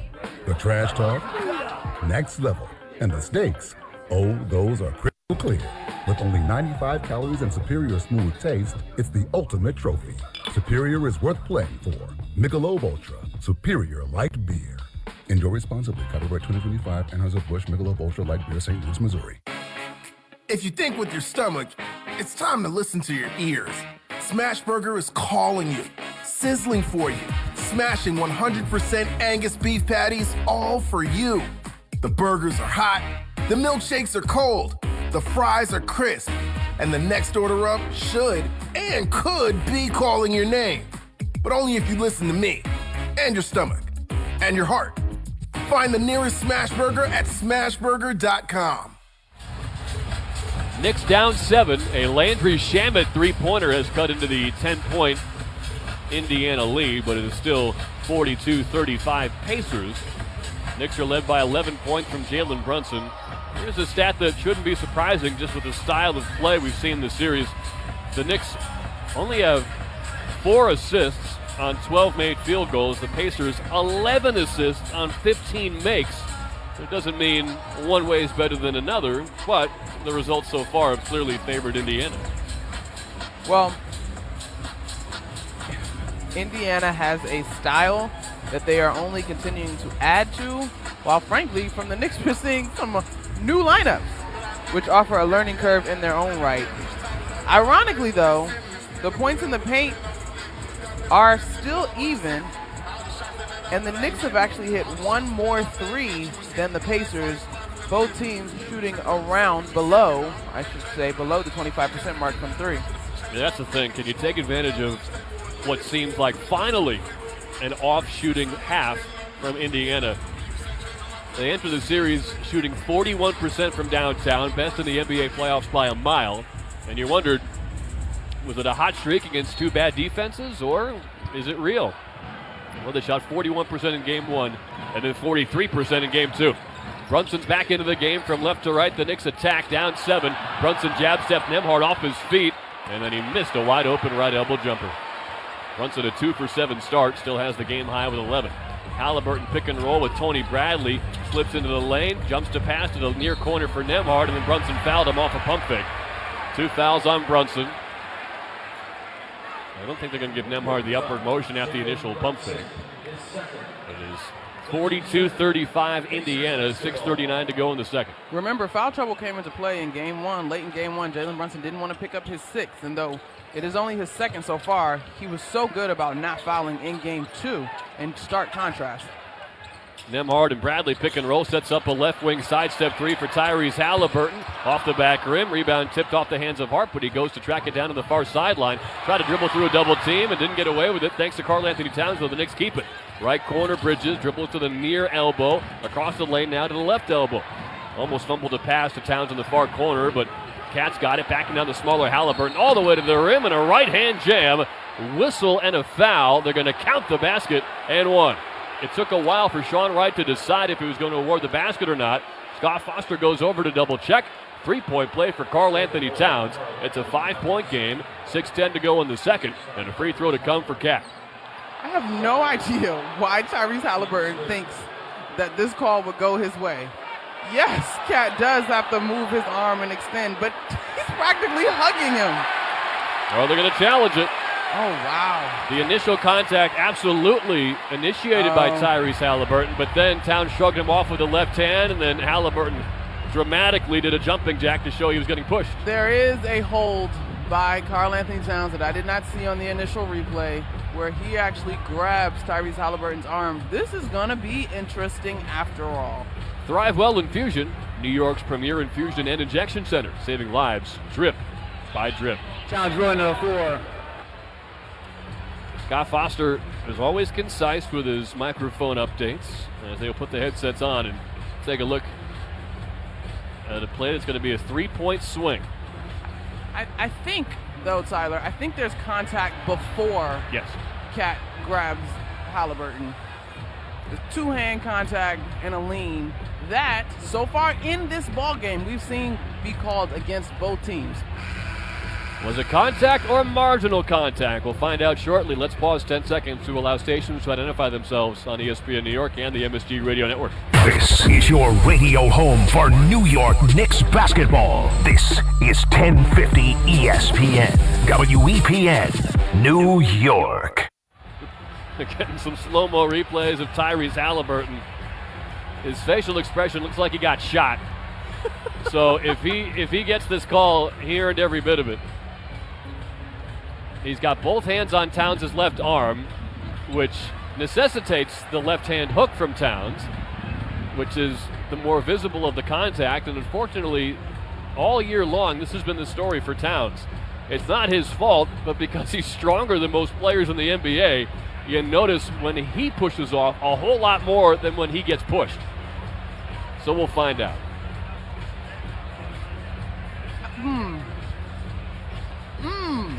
This is so close, I'm not going to even plant a flag for the first time. Wow, are we off the hook for planting flag? Now, one outcome that I would be curious to see is if the foul gets adjudicated on the floor and the free throw attempts get taken back, but we'll see. Scott Foster took the headset off. And a fist pump from the Pacer bench. Determined the contact by Halliburton was deemed marginal. That's been overturned to a no call. Following that, Towns hooked his arm, grabbing it, and throwing to the side. That'll be an offensive foul.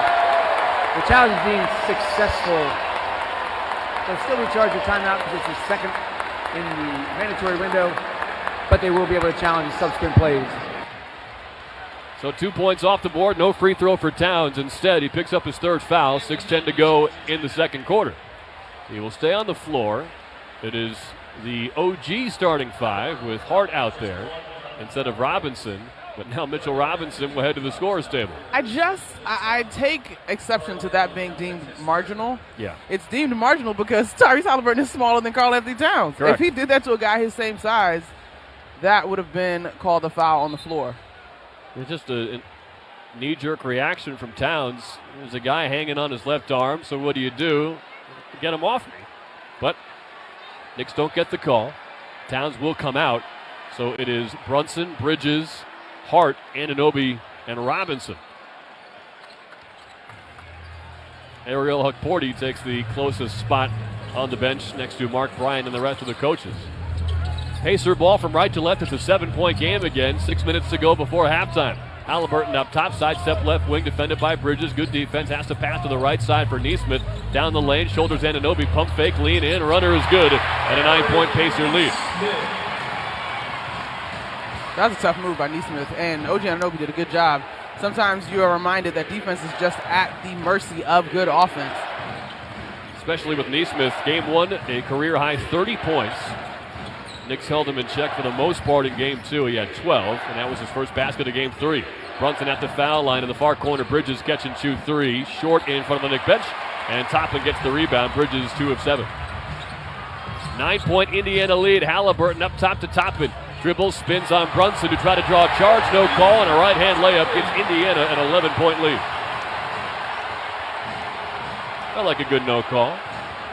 46-35 Pacers, final 5 minutes of the first half. Far corner Bridges, another try from 3.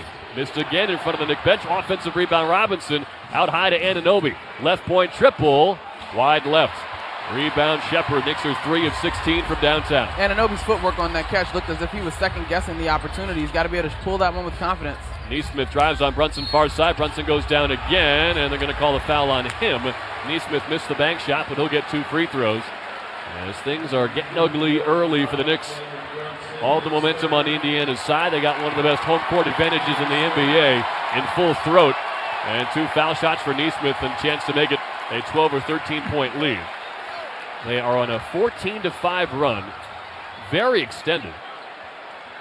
As Brunson picked up his 3rd foul, so both Knick All-NBA selections have 3 personals. So the Knicks have 5 points the last 5.5 minutes. Neesmith drains the free throw at the basket to our left. So you survive the bad start with the new starting lineup. But you find yourself in a familiar position being down double digits at some point in the first half. Here, again, the Knicks won the first quarter by exactly 2 points in Game 1 and Game 2. And they had halftime leads at home as well. Neesmith gets both foul shots. 13-point Pacer lead. 4:40 left in the second quarter. Inbound to Hart, picked up full court by Shepard. They'll almost post him up across midcourt. He just barely did get there before the 8-second violation. But, of course, the benefit for Indiana is that there are now just 9 seconds on the shot clock. Bridges, left wing, defended by Halliburton. Left side screen from Brunson. Far corner Bridges. Backing down Shepard. Fade away from the left elbow is short. Bridges 2 of 9. And another stop for Indiana. Bradley is basically bear hugging Mitchell Robinson. Step back far corner. Pump fake from Halliburton. Leaned into by Bridges. And they're going to call a travel. Scott Foster came in from midcourt and turned what was initially looking like a foul call on Bridges to a Tyrese Halliburton travel. You know, I do wonder, as we've got about 4 minutes to go in this second quarter, as this is bringing back shades of the Celtics series as Jalen Brunson comes up with a turnover. 3-on-1 the other way. Alley-oop to Toppin. Right-hand jam. 15-point lead. 4 minutes left in the first half. Somehow, mentally, is this position better for the Knicks in terms of channeling what they had to do in the Celtics series? Now, Tyrese Halliburton was grabbing Jalen Brunson before he caught the pass on the left wing. Halliburton wanted the Pacers to challenge. Rick Carlisle gave him a look as if to say, haven't you realized every single challenge we've tried this entire series has been a pivotal, game-swinging, successful appeal? Don't waste it here. Is that what that look was? The Pacers have just been money on challenges. Brunson for 3, missed it from the right wing off of the dribble. Halliburton from right to left, top of the key, lets the defense fly by, and he nails a straight-on triple. 18-point Indiana lead.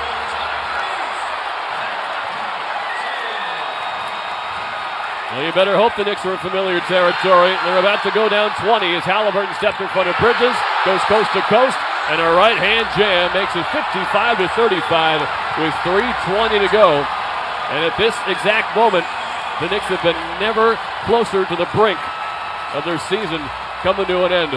Trying to stave off a 3-0 deficit. They are down 20 late in the first half in Indiana. It's a 13-0 run.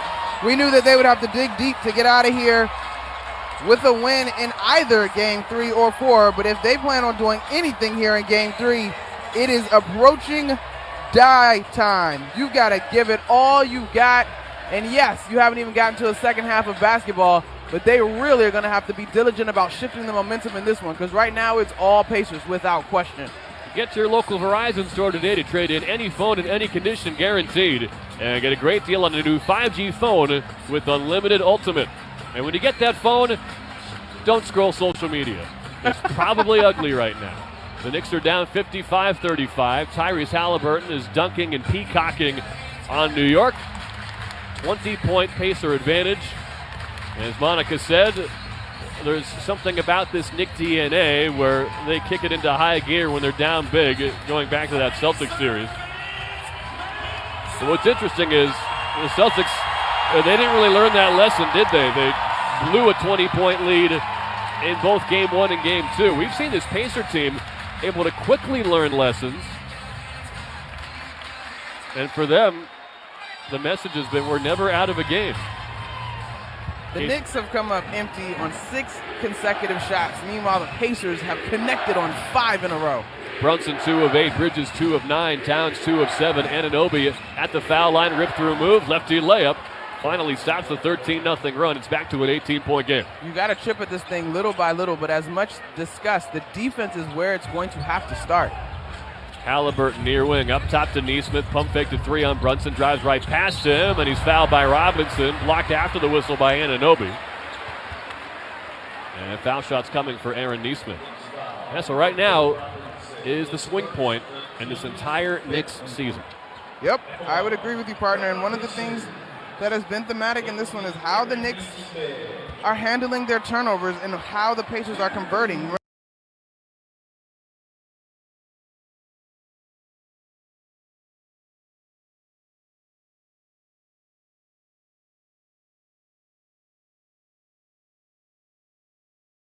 Remember, they gave up 27 points off turnovers in Game 2. So far in this one, it's been 8 points off turnovers, but they're letting the Pacers shoot 57% from the field.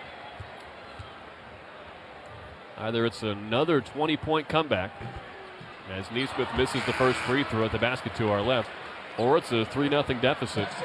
And they're already trying to do what no team has done before, that is a higher seed, losing the first 2 games at home in the conference finals, and trying to come back to win the series. That's never happened before in this particular round, as Neesmith gets the second free throw. There have been 2-0 comebacks when Game 3 is at home for the trailing team, but of course that's not where we are. Offensive foul on Mitchell Robinson, a moving screen on the left side perimeter, trying to get Brunson free at the top of the key. That's his second foul. Pacers take over, 2:43 left in the half. It's a 19-point Indiana lead. Those are the sort of plays that stack on top of each other and really challenge a team's mental fortitude when you're trying to fight back and regain some momentum in a contest. Bradley just inside the right side arc, hands to Halliburton. Halliburton dishes to Pascal Siakam on the left wing. They've hardly needed Siakam in this game. It is Neesmith near block under the hoop. Bounce pass out to Bradley for a far corner 3. It rolls around and out. Rebound, Hart took a tumble off some contact from Shepard. And that's just the 4th foul in the quarter on Indiana. Shepard picks up his second. Good hustle there by Josh Hart getting to this rebound. I know that the Knicks want to chip into this lead quickly, and there is a predilection to settle for 3-point shots, especially on a night where they don't necessarily feel like they've gotten the greatest whistle. They've shot 10 free throws already in this one, but they've got to be deliberate in everything that they do. Tony Bradley was 1 of 3 from downtown all season before that miss. Josh Hart dribbles around the perimeter from high to low. Now they post up Brunson, far side mid-range on Neesmith. 1 dribble, rip through move, pull up 2 over 2 defenders, misses short. Then he goes and yells at the official. Anunoby off the offensive rebound, cans a near wing 3. Josh Hart creating the extra possession. It's a 16-point Indiana lead. Halliburton drive and dish. Up top, Neesmith finds Siakam on the left wing. Anunoby gambled for the steal and lost, but then recovered somehow. Neesmith pick and pop with Siakam. Straight on pump fake in the lane. Kick out far corner. Nembhard will draw a foul on Brunson. That's his 4th. Wow. A little flinch of a pump fake. Brunson ran into him, and his frustration has never been more noticeable. We'll have to come out of the game for Landry Shamet. He gives a thumbs up over to Ed Malloy, who did not give him the call on the other end. And now you're going to have to worry about Brunson fouls the rest of the game. It's a familiar position, a painful position that the Knicks were in Game 1. But this is what happens with the Pacers. They move the ball so well. Their pace in the half court is as deadly, if not deadlier, than their pace in transition basketball. And so you're flying around trying to give max effort as a defender, and it's tough to put on the brakes. And that contact, unfortunately, is more than marginal. Now Brunson, he's gotten that call all year. He takes that 1 dribble, steps through with the rip-through move, just like OG Anunoby added to his arsenal this year, but it didn't happen that time. Didn't help that he was covered by 2 defenders. Nembhard gets both free throws, 18-point Indiana lead. 18-point deficits are nothing in today's NBA. And the Knicks chip away before halftime. Josh Hart catches a low right corner pass just inside the arc. Marked by Nembhard, 2 dribbles to post him up, takes another, spins, righty jump hook is good. Josh Hart able to get his 4th points. It's a 16-point game. 4 fouls on Brunson, 3 on Towns. They're going to have to do it for now anyway. With that, they're all NBA guys. Robinson tipped a pass away, intended for Bradley, and then he wasn't looking for a pass on the other end from Shamet. Just 2 guys who haven't played together in the playoffs. Siakam on the other end, drive and dish to the far corner for Nembhard. Good closeout from Hart. Back to midcourt for Nembhard. 48 to play, 12 to shoot. Nembhard down the lane, stop to the foul line, dishes left, an elbow jumper from Siakam. Misses strong, but an offensive rebound for Bradley. Mitchell Robinson is gassed out there right now. Played 16 first half minutes. Halliburton crosses over Shamet in the lane, jumps to pass, right wing feed, and now a far corner step back 3-pointer from Neesmith is very short. Rebound Hart as the Pacers do get the 2 for 1. Mitchell Robinson, you're absolutely right. He's barely jogging across half court. Knicks ball down 16. They've been down by as many as 20. Bridges, high pick and roll from Robinson, drives down the lane, stops, kick out, Shamet up top, sidestep at the foul line, dishes right, open right corner 3 for Bridges, he got it! And the Knicks needed it bad. It's a 13-point game with 4.7 left in the second quarter. You will not recover from this whole deficit in a single possession, so the Knicks have to keep working at it. Halliburton in midcourt with 1. Right-hand hook heave will not go from the far sideline. And the Knicks chipped 7 points off the 20-point deficit with a 10-3 run to close the first half. So, back away from the ledge. Focus on the third quarter. They're not out of it yet, and they've been here before, Monica. Down 58-45 at halftime. We've watched this team navigate challenge all season long, and yes, the Pacers present a unique challenge in terms of the speed they play with and the multiple players that can hit from distance, the momentum here at home. But, as you said earlier, the Knicks and this league have seen 20-point leads come and go. They got this thing down at 13. The start to the third quarter, I don't know if it has ever been more critical in terms of saving the season, Tyler. Pacers won the first quarter by 4, then won the second quarter by 9. That adds up to a 13-point lead. Dan Grassa has your halftime coverage. It is 58-45 Indiana. Third quarter comes your way in just a little bit in Game 3. New York Knicks basketball on ESPN New York, and the MSG Radio Network continues after this timeout. This copyrighted broadcast of the National Basketball Association may not be retransmitted, reproduced, rebroadcast, or otherwise distributed or used in any form without the express written consent of the NBA. Hear that? That's the beginning of a journey powered by the confidence that comes from driving a vehicle so reliable. It's backed by a 10-year, 100,000-mile limited powertrain warranty. Where your journey ends? Well, that's up to you. Visit your local Kia dealer today. Kia, movement that inspires. See retailer for warranty details. Always drive safely. Limited inventory available. This is the sound no parent wants to hear. It's the sound of a child with whooping cough, one of the many dangerous childhood diseases that can be prevented by immunizations. Whooping cough can cause serious complications, including pneumonia, seizures, brain swelling, and even death. Babies are most at risk. The best way to protect your child against diseases like this is to get all your kids' shots on time and take them for regular checkups. Talk to your child's healthcare provider. A message from the New York State Department of Health. Total Ortho Express is a state-of-the-art orthopedic care center with 4 Long Island locations: East Meadow, Syosset, Massapequa, and Deer Park. Injuries can happen at any time and can often require immediate attention. Total Ortho Express provides immediate walk-in orthopedic care from highly awarded specialists and surgeons, instead of waiting in an emergency room or a general urgent care. Total Ortho Express is open 7 days a week with extended hours so that our patients have convenient and immediate access to the care they need. Learn more at TotalOrthoExpress.com. The days move fast. Deadlines, school drop-offs, dinner plans. Good thing Optimum Fiber doesn't take slow for an answer. Get the fastest fiber internet in the tri-state, starting at $40 a month, so you can. With lightning fast fiber, Optimum Fiber, don't take slow for an answer. Call 888-4-OPTIMUM or visit Optimum.com to switch today. Terms apply. See Optimum.com for details.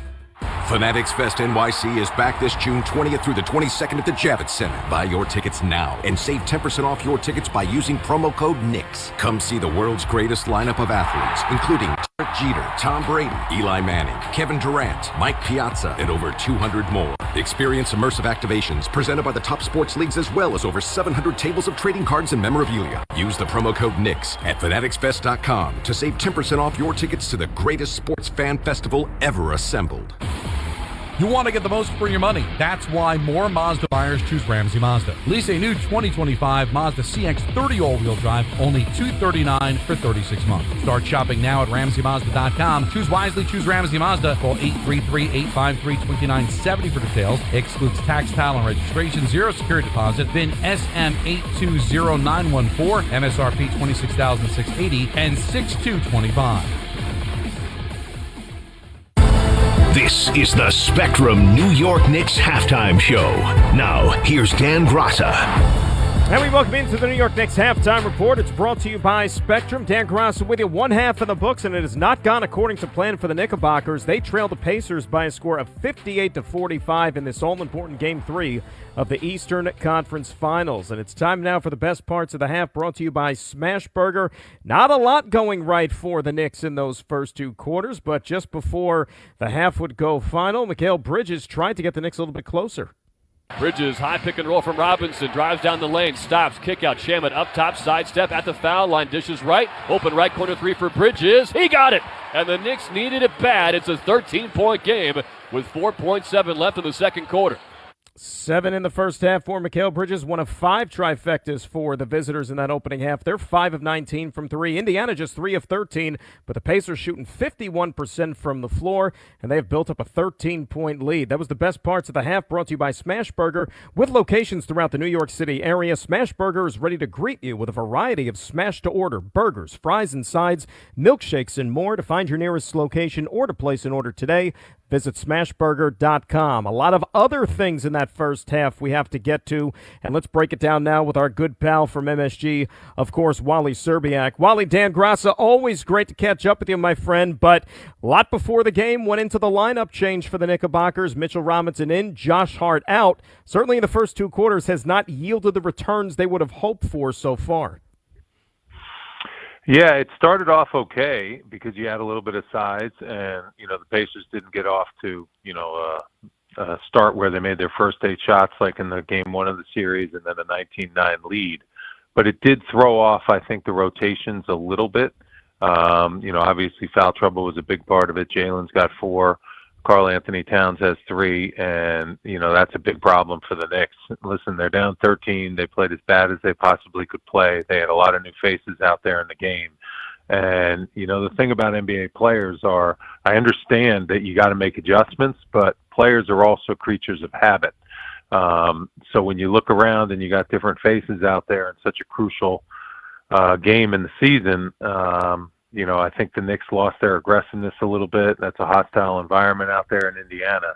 And that Pacer team, they're not going to relax. They're going to keep pressing. They're going to keep attacking. They're going to play aggressively. And the Knicks have to be ready for that. And they have to find a way to get them back on their heels and get the momentum in their favor in the second half. Stay in the know about all things postseason on our playoff hub. From purchasing tickets to our Crosstown Express schedule and more, head to Knicks.com/playoffs. You mentioned the foul trouble, certainly, with Brunson and Towns. Jalen, he's got 11 points, but the 4 fouls there, you'd have to think, Wally, that once that second half gets underway, if you're Indiana, you're probably looking at number 11 and hunting him almost every time to see if you can get him into that 5th foul early on. That's not how Indiana plays, though. They play just a team game, and everyone has the freedom to be aggressive. They're not just going to ISO Jalen Brunson and bog down their whole entire offense and try to get the 5th foul on him. That would be very helpful for the Knicks. What makes them so good is because of the ball movement, the body movement, and you don't know when someone's going to attack and where they're going to attack. So we'll see what happens. Jalen's got to be smart, obviously, in this second half. But, the Knicks, the bottom line is you got to match their shot making, this Pacer team. They're an elite shooting team. They're shooting 50% from the field, 40% from 3 for the whole entire playoffs. So when you get those open threes, you got to hit them. And the Knicks didn't hit them in the first half. They got to make a high percentage of them in the second half if they want to get back in this game. Thriveal Infusion, New York's premier infusion and injection center, saving lives drip by drip. We're talking with Wally Serbiak here on the Knicks halftime report, 58-45, Indiana in the lead. Karl Anthony Towns, 3 fouls in the opening half, Wally. We know that he had that extended stretch in the fourth quarter of the last game where he sat. Really has not gotten into any rhythm this evening as well with just the 4 points. The fact that he's now in this foul trouble, do you think it does anything to his aggressiveness offensively? Because let's face it, the Knicks need his production in that end of the floor. No, he has 3 fouls. He sat the rest of the half. He can be aggressive. He's just got to not commit the ticky-tack ones. You know, he wouldn't have 3 if he didn't stick his arm under Halliburton when he was going to probably get to the basket and get a dunk anyway. So those are the ones that kind of catch up to you when you get those silly ones. You know, one was a moving screen, one was the offensive foul. And he's too important to stay out there on the floor. He's got to realize that, and he's got to figure out a way to, hey, if I got to avoid putting the whistle in the official's hands and making him blow a whistle and possibly calling a foul on me, don't do it. So he's too important out there. Hopefully he comes out, plays aggressive. That's what the Knicks need.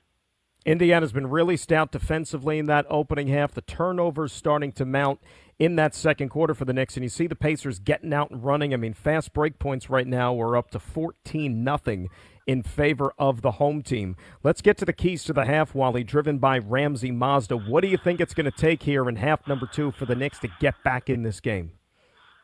I just think steady the rotation. You know, put familiar faces and units out there on the floor that have been, you know, in tough situations. You know, the Knicks are 5-1 on the road. You know, get the guys out there that have had, you know, experience in coming back in games like this. I think that's the most important thing. You know, trying to find lightning in a bottle. You know, at this point in the season, it's going to be tough. So go with the guys that got you there. I think that's number 1. Number 2 is when you get those open looks, you got to bank them. Because if you miss them and they're a long rebound, the Pacers are going to push the ball right down your throat, and they're going to get easy 2s. And the last thing is, you know, just try to keep the Pacers out of transition. That's the bottom line. If you can set your defense against them, especially when you do have the big lineup out there and you have some size out there, you cause them some problems to score. But when this game gets up and down, frenetic, and you start turning the ball over and they get in transition, you got no chance. It's Keys to the Half, driven by Ramsey Mazda. It's the experience of driving a new Mazda and buying a new Mazda from Ramsey Mazda. Choose wisely. Choose Ramsey Mazda. Always a pleasure, Wally. Thanks for a couple of minutes. We'll see if the Knicks can make this comeback here in half number 2. Yep, we got to believe. Keep the faith. I think they can. Will do. Thanks, Wally. Appreciate the time as always. Rep the orange and blue with the latest pieces from the Knicks playoff collection. Head to Knicks.com to shop now. Western Conference Finals will pick back up tomorrow evening as the Minnesota Timberwolves try to even up the best of 7 at 2 games apiece. It'll be a game number 4 in Minnesota. Last night, the T-Wolves with a 143-101 dismantling of the Oklahoma City Thunder. The home team is 3-0 so far in this series, and their average margin of victory has been 27.5 points per game. So the Knicks have some work to do. They trail for the first time at the half so far in this series. They're down 58-45. Foul trouble, something that you pay some attention to. Brunson with 4, Towns with 3, even Deuce McBride in a little over a minute in action off the bench picked up 3 quick ones, and we'll see if the Knicks are able to come all the way back here. That was the New York Knicks halftime report, brought to you by Spectrum, a fast and reliable connection backed by a 100% U.S.-based workforce, so you get the best customer service experience possible. Spectrum. I will talk to you again coming up when this one is all over in the postgame show, but next we'll send it back to Indiana. Tyler Murray, Monica McNutt, they've got the action for you with the Pacers leading the Knickerbockers 58-45. And you're listening to New York Knicks basketball on ESPN New York and the MSG Radio Network. This has been the Spectrum New York Knicks halftime show. The second half is coming right up.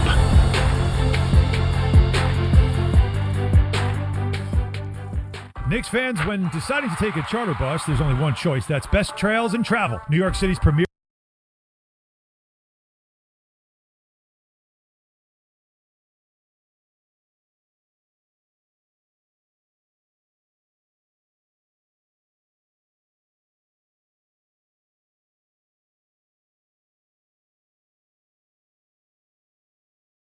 Your charter bus company. Best Trails and Travel has the highest level of charter bus service in New York City and has been serving New York's leading corporations, professional sports teams, and private individuals for 30 years. They offer premier customer service and the newest fleet of buses in the industry. Whether you're traveling with family, friends, or colleagues,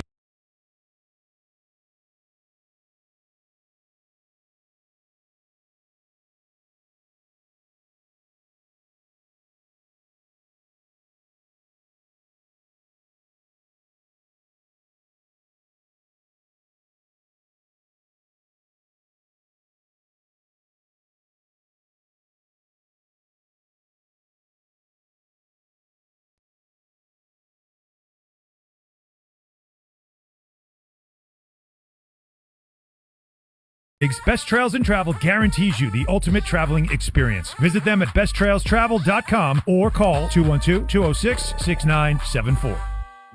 When you open a Corona, you hear the sounds of wherever you are a little differently. A little more Corona. And you think to yourself, why am I just listening? Corona, La Playa awaits. Relax responsibly. Corona Extra Beer, imported by Crown Imports, Chicago, Illinois. Hey Knicks fans, be the MVP of your next summer barbecue or family dinner with the fresh taste of Calandra's Bakery Breads. Available at your local supermarket. Handmade daily with just 4 all-natural ingredients. From crusty Italian loaves to soft rolls and hearty multigrain, there's something for everyone. Since 1962, Calandra's Bakery has delivered fresh bread to supermarkets like ShopRite, King's, D'Agostino's, Key Foods, and more. Calandra's Bakery, the best in Italian and French breads. This is Jalen Brunson. I'll be driving to my games this season in style in my new Jeep Gladiator from Princeton Jeep. My friends at Princeton Jeep gave me the all-star treatment, and you can expect the same thing too. Just mention that I sent you, and they'll treat you like family.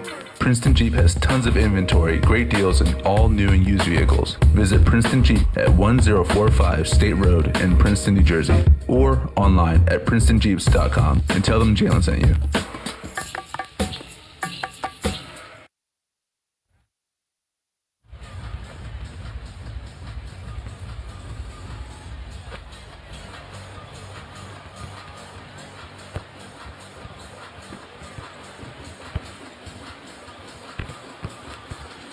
Getting ready for the second half here in Game 3. It is a must-win game for the Knicks. They're down 2-0 in the Eastern Conference Finals to the Indiana Pacers. They trail by 13 as we begin the third quarter. They were down 20 not long ago, but a 10-3 run closed out the first half to inject a little bit of hope into this comeback effort. When it's game time, it's Tully time. The start of the second half is brought to you by Tullamore Irish Whiskey, the original triple distilled, triple blended, and triple cask matured Irish whiskey. Be sure to grab a Tullamore Dew or try the all-new Tullamore Dew Honey during tonight's action. With Monica McNutt, I'm Tyler Murray. Monica, what needs to happen for the Knicks to keep their NBA Finals hopes alive here in Indiana? Well, a nice 13-0 run to start the third quarter would be fantastic, just to even things up. Good call. But I think in large part, you get a game where the Pacers finally have slowed their effectiveness from the three-point line, shooting just 23%, having only knocked down 3.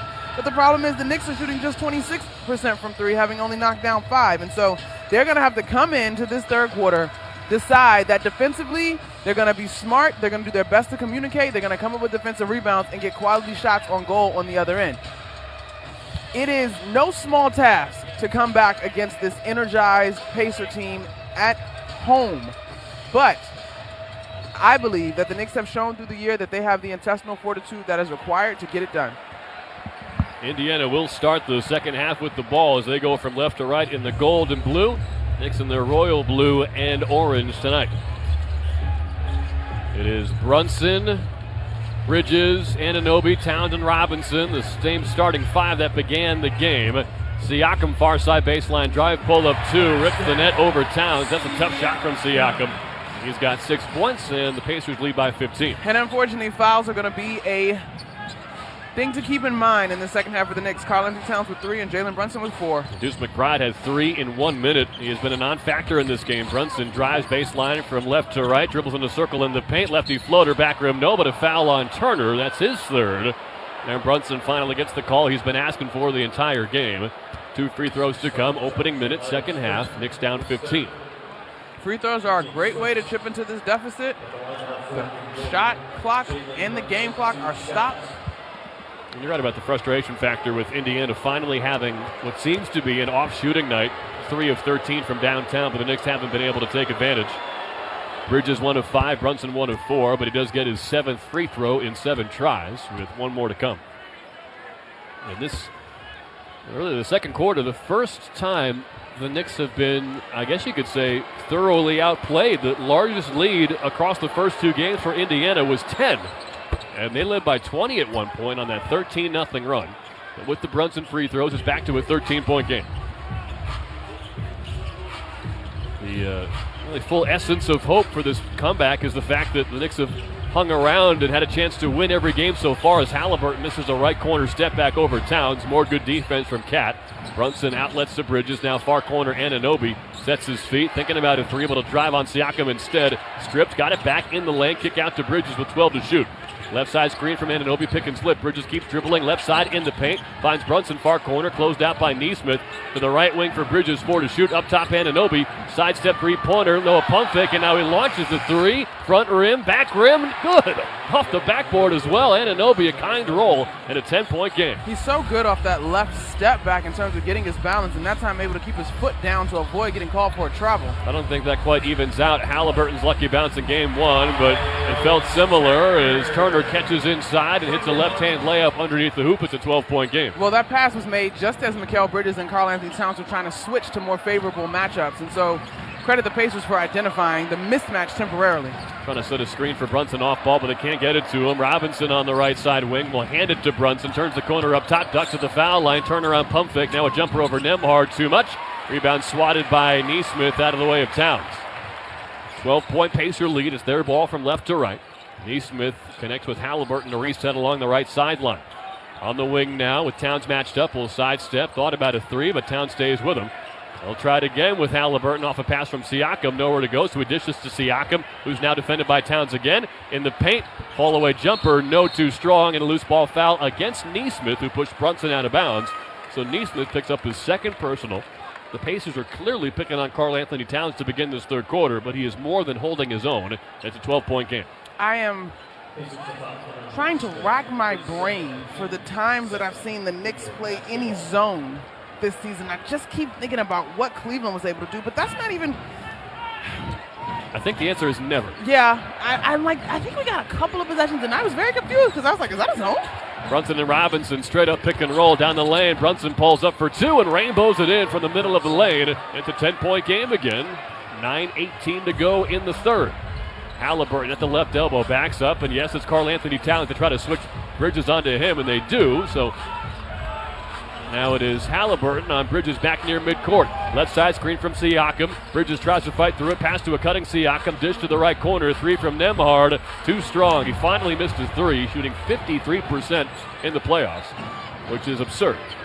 Brunson threw it away. Tried to find a cutting Bridges in the lane. Halliburton got a hand in there. Transition right wing 3. Halliburton short. Offensive rebound Siakam, and he's fouled by Towns. So that's 4 on Cat, 4 on Brunson. And it should be free throws for Siakam with Indiana leading by 10.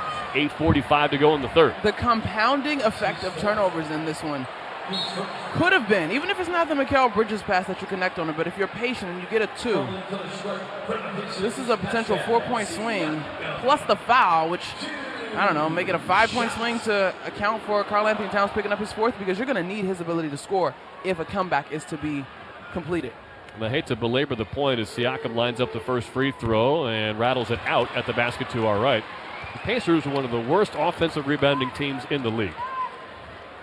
You've got Towns and Robinson out there as part of this new starting lineup.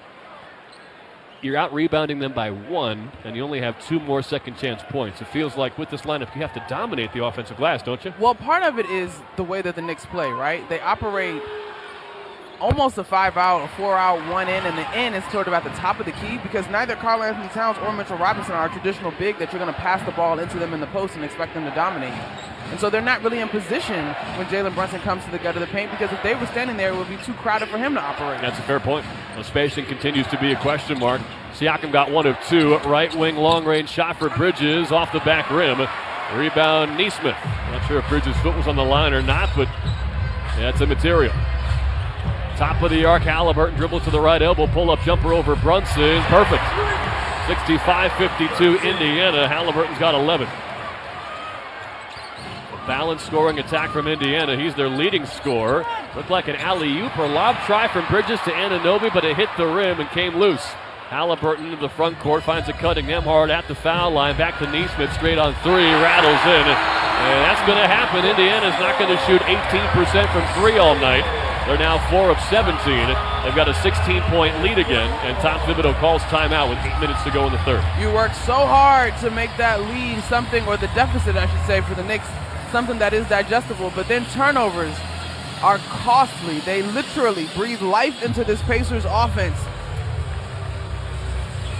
And on the other side, the Knicks, well, their season's on life support if they can't come back and win this game. They're down 68-52, 4 minutes into the second half in Indiana. New York Knicks basketball on ESPN New York, and the MSG Radio Network continues after this timeout. Step inside an Infiniti QX60 and relax in uninterrupted comfort. Leave schedules, appointments, and meetings behind. That can definitely wait. Just turn on the available massage seats and unwind for just a little longer until you feel infinitely you. Discover more about the Infiniti QX60 crossover at InfinityUSA.com. Everyone deserves a fast and reliable connection, one that helps better their everyday through the things they value most: friends and family, education and career. A connection that opens pathways to opportunity and builds roads to a better future. At Spectrum, we're committed to delivering just that every single day. Because with the right connection, anything is possible. That's Life Unlimited. That's Spectrum. To win the NBA Finals, everything needs to line up perfectly. No different than finding the person you want to marry. When the time comes to propose, well, do what I did. Visit the engagement experts at London Jewelers. They'll make shopping for a ring easy. Let them help you pick or design the perfect ring to fit any budget from their 2 by London collection. London Jewelers is committed to getting it just right. So visit London Jewelers today at any of their 6 locations, including Americana Manhasset and the mall at Short Hills. Mention I told you to stop by. You'll get the Michael K treatment. Attention Knicks fans! Looking for infusion care that puts you first? ThriveWell Infusion specializes in delivering cutting-edge therapies for rare diseases and autoimmune conditions like rheumatoid arthritis and multiple sclerosis. Trusted by physicians across specialties, ThriveWell offers private state-of-the-art infusion suites and slam-dunk treatment from their highly trained medical team. From New York to New Jersey and across Long Island, experience care, comfort, convenience, and compassion like never before at a ThriveWell location near you. Find out more at ThriveWellInfusion.com. That's ThriveWellInfusion.com. Saving lives drip by drip. 68-52, the Pacers lead the Knicks. It was a 13-point game at halftime, but Indiana has outscored the Knicks 10-7 since the break. And in this quarter, and the trend continues, the Pacers, they take care of the ball so well. 3 assists and no turnovers, so they've gotten to take twice as many shots as the Knicks in this third. New York has 2 giveaways and no assists. They're 2 for 4 from the field, but have not been able to cut into the deficit. 8 minutes left in the third. 16-point Indiana lead. Jalen Brunson, as Monica likes to say, is closing ranks, rallying the troops, clapping his hands together in a huddle with Bridges, Anunoby, Towns, and Robinson. We'll see how they respond. Listen, you made a great point to start the quarter. I apologize that I just whiffed on acknowledging that because I was looking at the transition point stats. 14-0 in favor of the Pacers, which frankly is not that much of a surprise considering how they like to play, but the Knicks had at least been able to score 2 to 3 field goals in a similar style over the course of this series so far. Brunson across midcourt, Knicks from right to left in the blue and orange. Bridges on the high side wing, marked by Halliburton. Passes left to Anunoby on the arc. He'll step back to a tough angle 3 and nails it over Nembhard. Anunoby's the only Knick with a 3-point stroke tonight. He is 4 of 6. The rest of the team is 2 of 16. And that is part of the reason why this deficit remains so significant, because the Knicks through the course of the regular season have not fared well when they shot 30% or below from the three-point line. Back to a 13-point game, 7:20 left in the third. Right block, Turner, jab steps on Towns, takes a dribble, pump fakes, gets Towns off his feet, ball stripped out of bounds off of Towns, right baseline. Would have been the fifth foul on Towns, which Turner is asking for. If you're one of those NBA fans, and there are a lot of them, who think the big market team gets a favorable whistle, or the trailing team gets the best whistle trying to extend the series, it's been pretty straight up tonight, I guess, at best. End of the shot clock. Bunny is missed from the far side block. Knicks will take it from right to left. 5 minutes gone by in the third. They're down 13. Whistle and a foul away from the ball. Nembhard and Anunoby went down to the floor. They called Nembhard for his first foul. It is the third foul in the quarter against Indiana. To your earlier point about fouls. Yeah, what do you think? The Knicks have been going for 17 fouls. The Pacers 13. The Pacers have shot 20 free throws. The Knicks 12. So, no. The Knicks are not getting a very favorable whistle. Correct. I'm not saying it's completely one-sided, but it is not overwhelmingly pro-New York, the trailing team in this series. Brunson spins at the right elbow, steps back, good closeout for Nesmith, and Brunson threw it away. Kick out to the left wing was stolen by Nembhard. He finds Halliburton, who dishes to a cutting Siakam in a two-hand jam. And the Knicks turnovers, well, if they don't come back and win this game or this series, that's what they'll be thinking about all summer. It feels like every time there is a turnover, there's an exclamation sort of play on the other end, and so it becomes twice as degrading and demoralizing. Knicks down 15. Bridges cuts into it, though. He dribbled in a circle around the hoop, got to a left baseline leaner, and he connected to make it a 13-point game. I need him to percolate in the third quarter. He started 3 of 11 from the field. Siakam, long pass to the far corner for Nesmith, drives baseline around Towns. Kick out to Nembhard, was tipped out of bounds by Anunoby to the near sideline. Aaron Nesmith tweaked his right ankle, it looks like, on that play. And he is still down on his back with his right hand over his face. Ben Shepherd and Obi Toppin jog to the scorer's table. And Nesmith hasn't had a huge game, nor did he in game 2, but obviously, if not for his 7 3-pointers in the fourth quarter of game 1, this would be at worst a 1-1 series tie. And he is back on his feet, but limping as he heads to the far sideline. There are 6 Pacers on the floor, and Siakam will also go to the bench. It is Halliburton, Nembhard, Shepherd, Toppin, and Turner as Aaron Nesmith hears his name chanted at Cambridge Fieldhouse. And is being helped off the floor. Long inbound for the near sideline of the far corner for Ben Shepherd with 5 to shoot. Turner up top with 4. Do the Pacers realize it? Only now do they. Turner to the rim, ready layup. No, but a foul on Robinson with 0.1 on the shot clock. That's the second foul on Mitch, but Turner did have the first step, so he was probably going to have an easy layup if not for the foul. I don't know. I think he was moving too fast for his own good. Yeah, maybe. We'll never know. Or if the play was allowed to continue without the Robinson foul, maybe he wouldn't have got the shot off in time. Yeah, like there's a couple of different outcomes, but I get it. Urgency on the part of Mitchell Robinson. But that's, in a synopsis, the story of tonight. Urgency defensively by the Knicks, but unable to remain sound in their defensive efforts. And part of that, give the credit to the Pacers. They play with such tremendous speed. They've all got first steps that you have to be mindful of. It's put the Knicks in some really challenging positions defensively. And it's led to a 14-2 points off turnover advantage for the Pacers. Turner got both free throws, 15-point game halfway through the third. Brunson step back 3 over Shepherd, brick too strong. Offensive rebound, Bridges, put back is good from the far side of the rim. It's 72-59. It might have to be all hands on deck to help out Brunson in the scoring column and complete another Knick playoff comeback. Toppin left alone inside, missed a bunny, put back wouldn't go either, and a break for New York. This could be big if the Knicks can get this thing back to 10. Towns left point, he'll launch a 3. Short, tipped by Bridges, wouldn't go. And the rebound snatched from Robinson by Turner. Pacers have numbers the other way. Toppin in the lane. Driving kick stolen by Bridges. He's picked up his play here in the third. But then the Knicks give it right back to Shepherd. Halliburton, a right wing pump fake. Dribbles up top and then threw it away. Anunoby tipped it loose.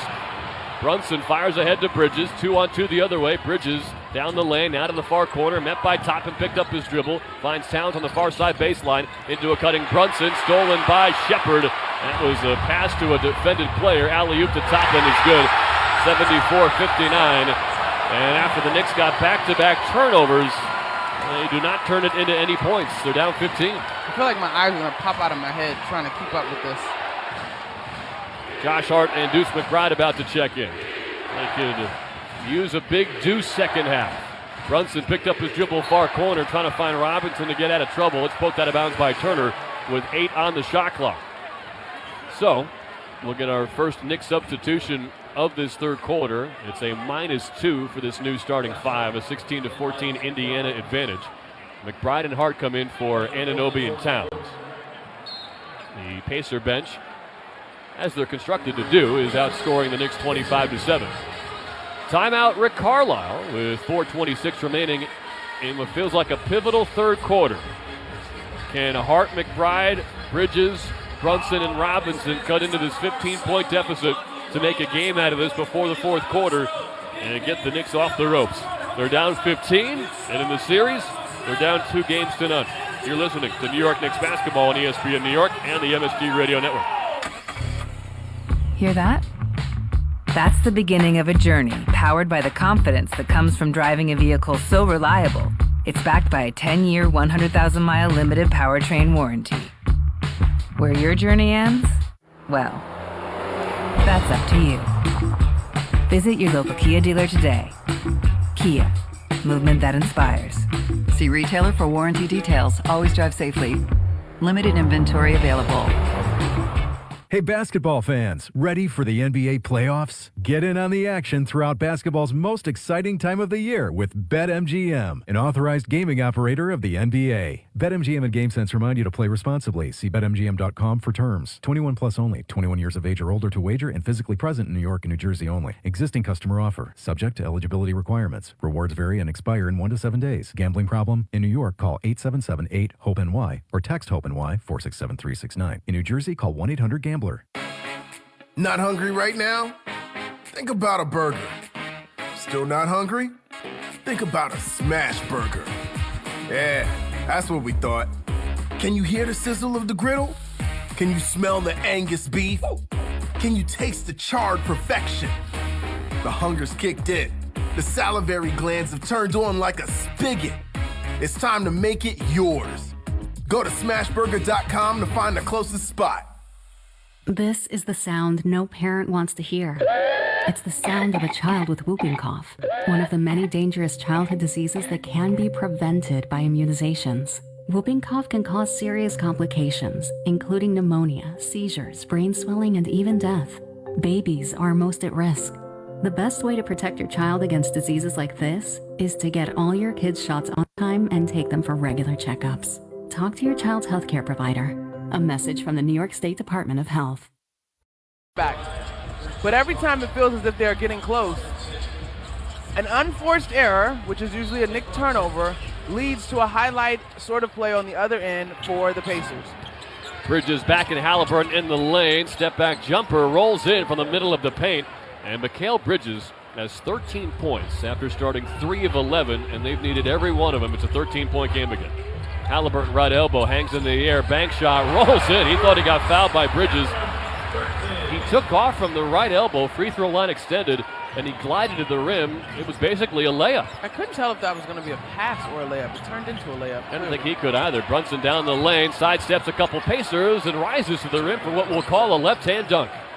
13-point game. A very rare open lane for Jalen Brunson. Have not seen that at all in this series. He's 3 of 12 at 15 points. 13-point game again. Halliburton defended by McBride right wing. Look at it to Toppin near the top of the arc, and now back to Halliburton at the logo. This is left to Shepard. Catch and drive to the right side. Spins in the paint. Back out to Halliburton near side perimeter. Top of the circle. Long step back 2. Front rim no. Offensive rebound McConnell. And he'll get it back up top to Shepard. 9 on the shot clock for Halliburton. Pick and pop with Shepard. Crosses over Bridges. Dishes left to McConnell. Drives on McBride right side. Now steps back. Turns the corner to the foul line. Into the shot clock. And of course he hits it. TJ McConnell is 5 of 7.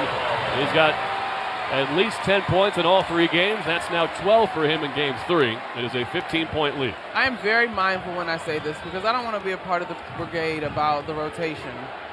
And I don't buy that this outcome is solely based on rotation. I think part of it is the way that the Pacers play, but the Knicks look tired.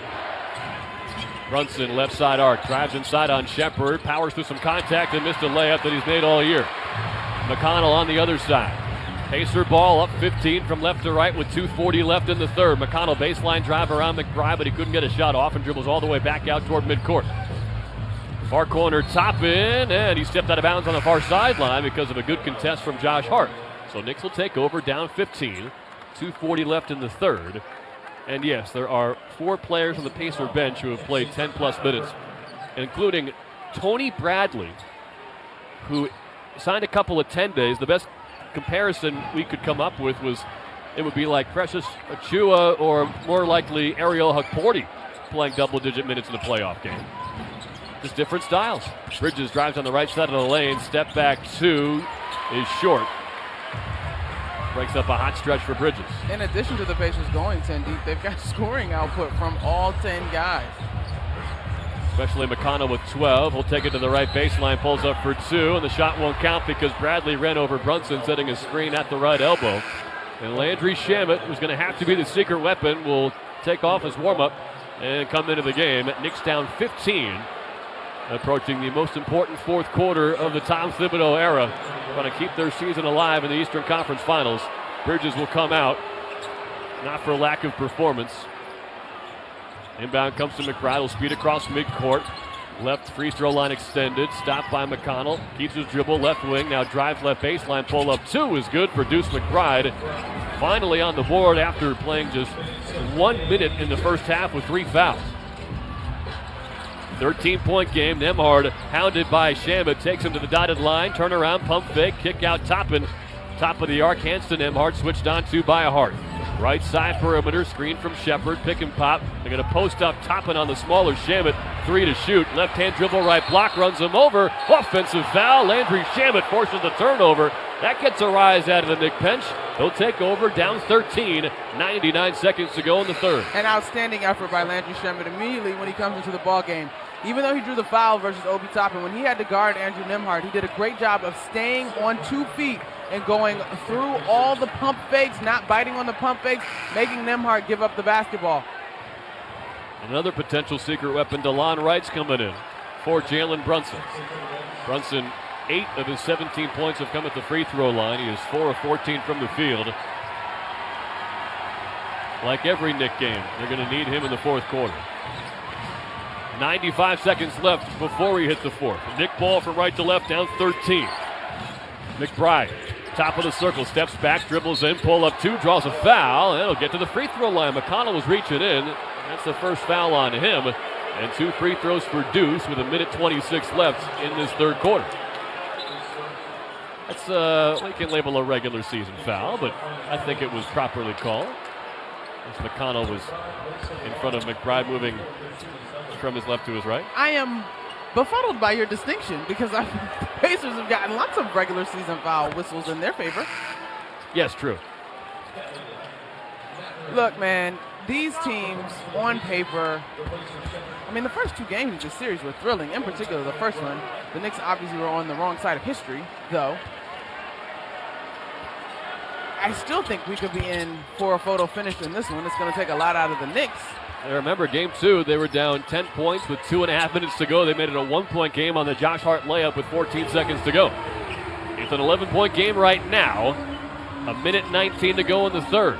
Pacers from left to right in gold and blue. McConnell catches left side drive around Robinson. Blocked off the backboard. Here comes Hart on the move. From right to left, the Knicks motoring ahead. Shamet, left corner, stopped by Siakam. Good transition D from Indiana. Up top, McBride. McConnell on his hip. Dishes left to right. Tough catch and a good closeout from Nembhard. 9 to shoot, 58 to play. McBride, left perimeter.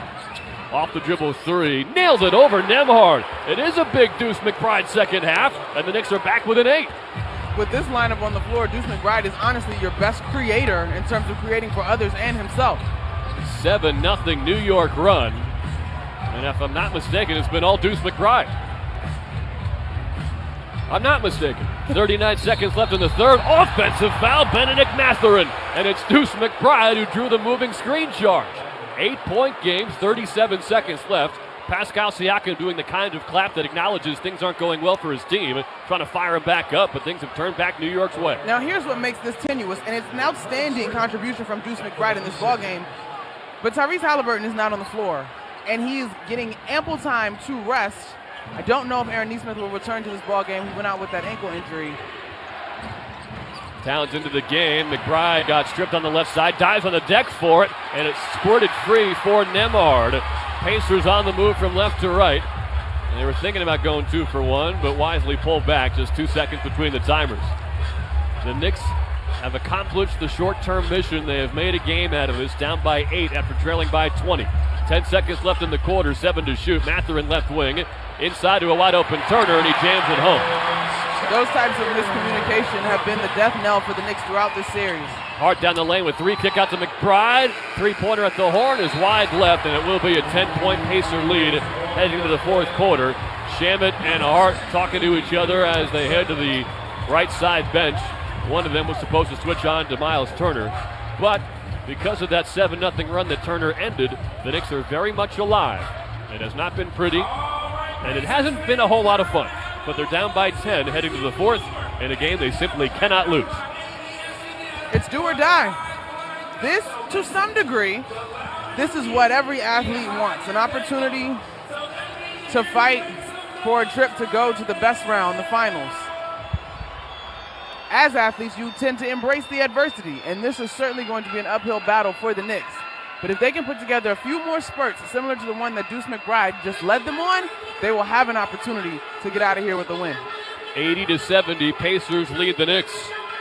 The fourth quarter in Indiana begins next. You're listening to New York Knicks basketball on ESPN New York and the MSG Radio Network.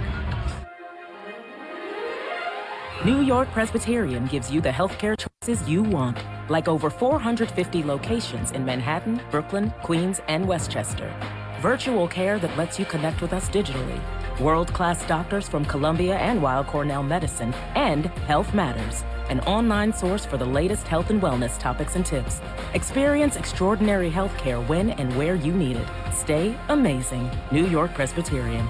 Restrictions apply. Ever stop and think about how connected our city truly is? Bridges, rails, towers, all connected by steel, paint, and plain old hard work. We're the New York Structural Steel and Painters Contractors Association. Since 1974, we've worked alongside our skilled partners at Local Union 806 to keep New York's infrastructure safe, sturdy, and visually appealing. From iconic landmarks like the Brooklyn Bridge and the World's Fair Tent of Tomorrow to hidden gems in every borough, our crews protect New York's history with pride and precision. Every day, commuters on the Throgs Neck Bridge, subway riders, and drivers crossing countless overpasses depend on our expertise. We're quietly there, daily, making your journeys safer and smoother. We know it's more than paint. It's about protecting, preserving history, and respecting our city. At the New York Structural Steel and Painters Contractors Association, we don't merely construct buildings. We foster enduring relationships. Visit nysspca.net and see how we keep New York connected. Now's the time for a great deal on a new Honda. It's time to take an adventure with rugged capability and commanding style. Check out the Honda Ridgeline, Pilot, Passport, or CR-V. For a limited time, well-qualified buyers can get a 1.99% APR on a 2025 Ridgeline or a 3.99% APR on a 2025 Pilot, 2026 Passport, or 2025 CR-V. Contact your local Honda dealer for a great deal today. See dealer for financing details. Fourth quarter about to begin. Knicks down 10 in Game 3. Let's pause 10 seconds to allow stations to identify themselves on ESPN New York and the MSG Radio Network. This is your radio home for New York Knicks basketball. This is 1050 ESPN, WEPN, New York. With Monica McNutt, I'm Tyler Murray. It'll be Deuce McBride, DeLon Wright, Josh Hart, Landry Shamet, and Karl Anthony Towns to begin the most important fourth quarter in a long time for the New York Knicks. They're down by 10, but a quarter and a half ago they were down by 20. Down 2-0 in the series. We've seen a lot of teams come back from 2-0 in this postseason alone and win Game 3. Both teams starting the fourth quarter without their starting point guards. Good pass from Towns to McBride. Rises left side of the rim. Missed the layup over Siakam. Offensive rebound. Hart kick out to Towns. Needs the three. Gets the three. Left point triple. Karl Anthony Towns makes it a 7-point game. That's his first of the night. Outstanding offensive rebound by Josh Hart to set up that three. Pacers are 6-0 in the playoffs when leading after the third quarter.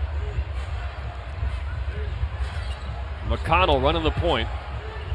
To the top of the key, screen from Turner, drives down the left side of the lane, stops, spins, gets it back to Turner, left elbow, felt the contact from Hart, put up a shot, and draws the foul.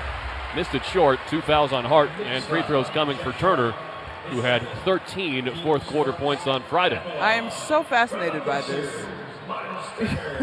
If Tyrese Halliburton, 2 hands on Karl Anthony Towns, yes, back in the second quarter. Oh boy, you're right. Was marginal. Josh Hart clearly is trying to get out of there. I guess the key, and I don't agree with it, Turner just went up into a jump shot where Hart raised his left hand to push off on Halliburton, and then Halliburton crumpled up like a piece of paper. Quality distinction on your part. I was trying to get to the final answer as Nembhard will check out and Shepard comes in. It is McConnell, Shepard, Mathurin, Siakam, and Turner who is able to get both free throws. It's a 9-point lead for Indiana. Get it to 5 with 5 minutes left, and you know who's going to take over. Knicks ball from right to left. They're in blue tonight. Pacers in yellow. Shamet left point. Top of the key, dribbling around Mathurin, and then McBride went down hard. They're going to call a foul away from the ball on Ben Shepard for a push-off. Is that one of those ghost screens we're hearing so much about? Either way, we didn't get to see how it completed because Shepard pushed McBride into Mathurin. Yeah, I think this was going to be a legit screen if he didn't go tumbling down. Far sideline, right, will inbound to Towns in the far corner. Jab step on Turner, thinking about a three. Another jab step in front of the Pacer bench. Pump fake, dribbles with the left hand. In the lane, backing him down. Drop step, ready. Layup is good. Towns wanted and one, but he'll settle for 2.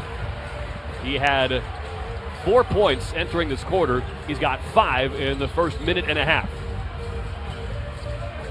82-75 Indiana. McConnell speeds down the lane. Pull-up jumper short. He finally missed one from the right side block. Towns has an open lane. He'll dribble ahead of the pack. Dishes inside to an open DeLon Wright, and he banks home an uncontested layup. Rick Carlisle calls timeout. You're hearing some orange and blue fans make some noise here in Indiana. It's a 5-point game with a whole lot of time left in game 3. 10:22 to go in the fourth. The last 2 offensive possessions for the Knicks. Very valuable play by Karl Anthony Towns. An assist and a very important basket. He nearly escaped T.J. McConnell coming and popping that ball away from him from behind his back at the top of the key. The Knicks are going to have to continue to get stops, though. That's the key thing. Stops on the defensive end and then convert. The Knicks have not been this close since midway through the second quarter, which is right before Indiana went on that 13-0 run to eventually make it a 20-point lead. But right now it's 5.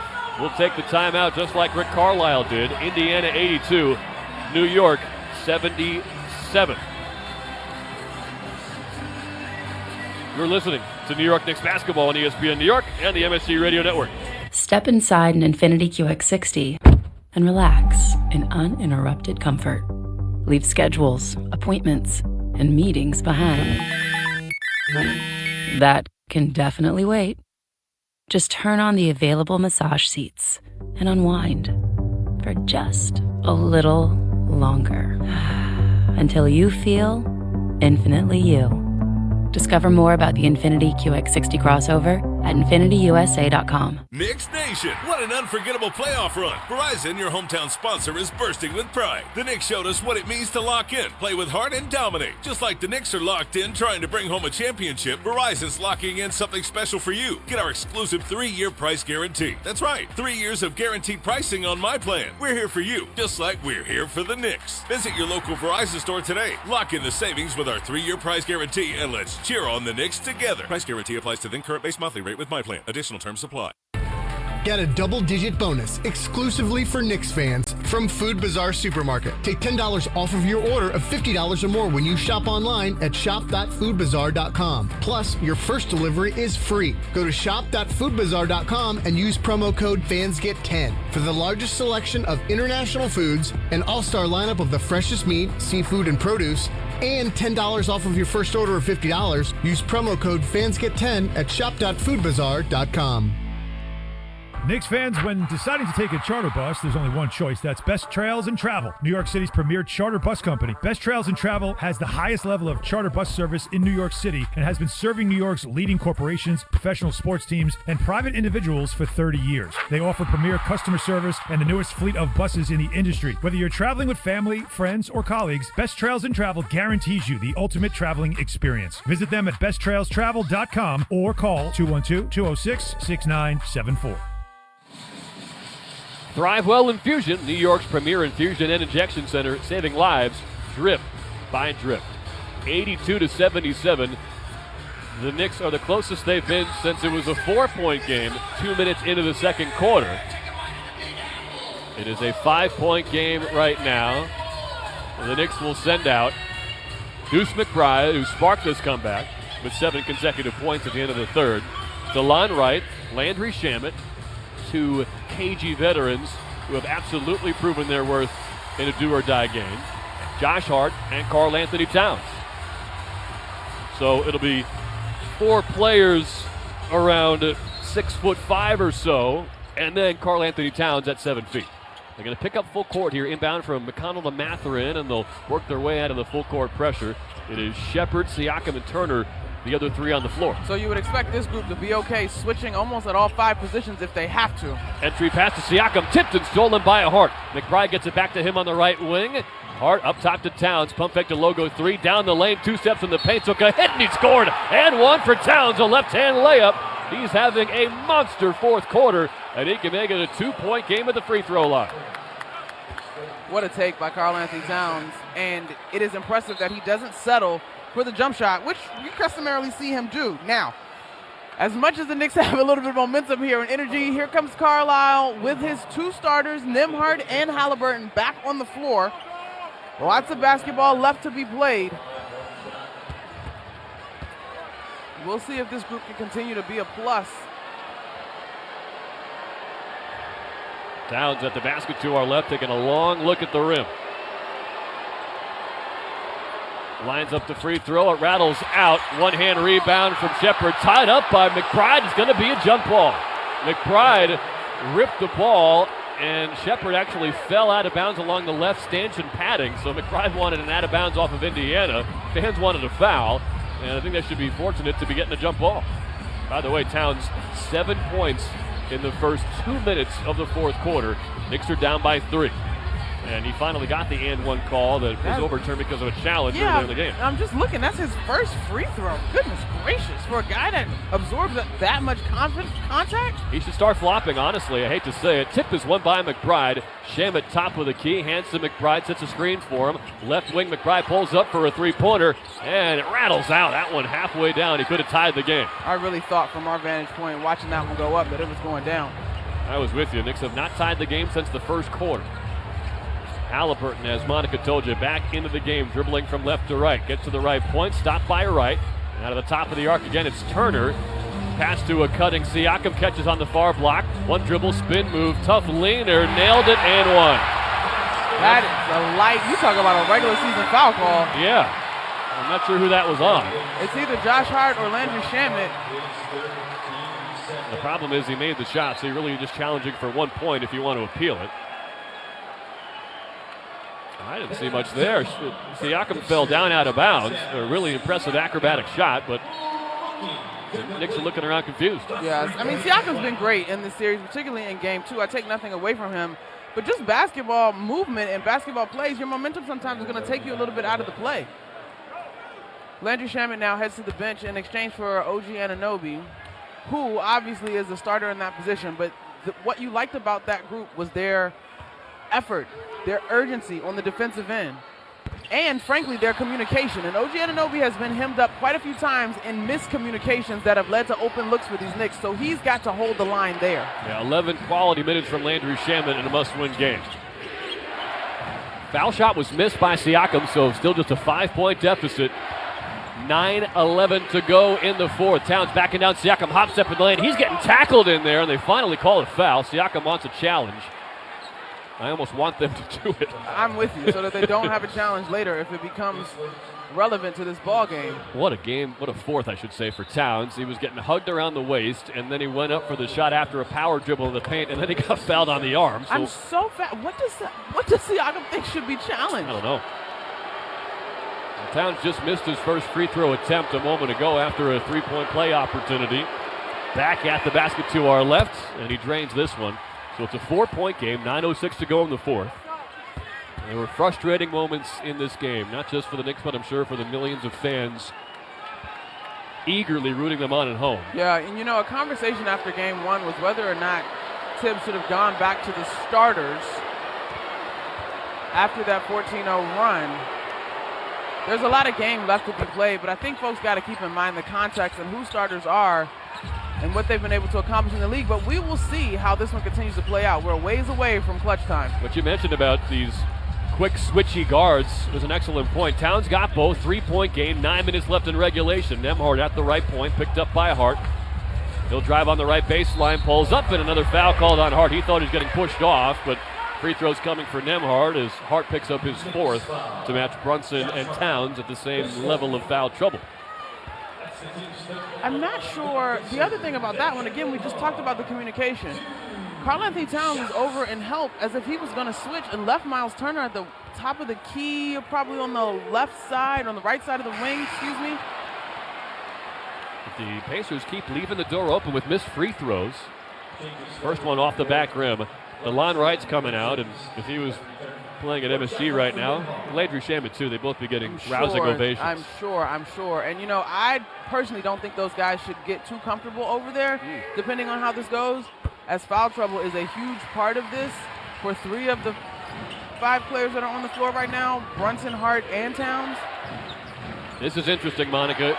It's the starting lineup we saw for the first 95 games of the season, at least when the players were available. Towns, top of the key 3. Got another one. Karl-Anthony Towns has taken over. He's brought the Knicks back within 1. It's a big shot by Cap. He just let that one go with confidence. So yes, it is Brunson, Bridges, Hart, Anunoby, and Towns. Turner trying to answer off the back rim on the top of the key 3. It's pulled off the backboard by Hart. Knicks can take the lead for the first time since the first quarter. Bridges backing down Halliburton, far side mid-range, dribbling with the left hand. Spins baseline, double team, pump fake. Pass to Cutting. Towns drives the lane, and he throws it down, and 1. Blocking foul on Nembhard. He was in the restricted area. Karl-Anthony Towns, with authority, gives the Knicks their first lead since the opening quarter. Mikal Bridges is double teamed on the block. And while you're clutching your pearls for a second because you think he's caught in a bad spot, Karl-Anthony Towns making himself available is huge. He is on an all-star, all-NBA caliber stretch over this last 4 minutes or so. 14 points for Karl-Anthony Towns in the quarter. He had 4 in 3 quarters, and he can add another to the ledger. Foul shot is good. Knicks were down 20, now they're up by 2. Can they finish the job for the first time in the Eastern Conference Finals? Halliburton for 3, yes. Off a screen at the top of the key. He rips the net.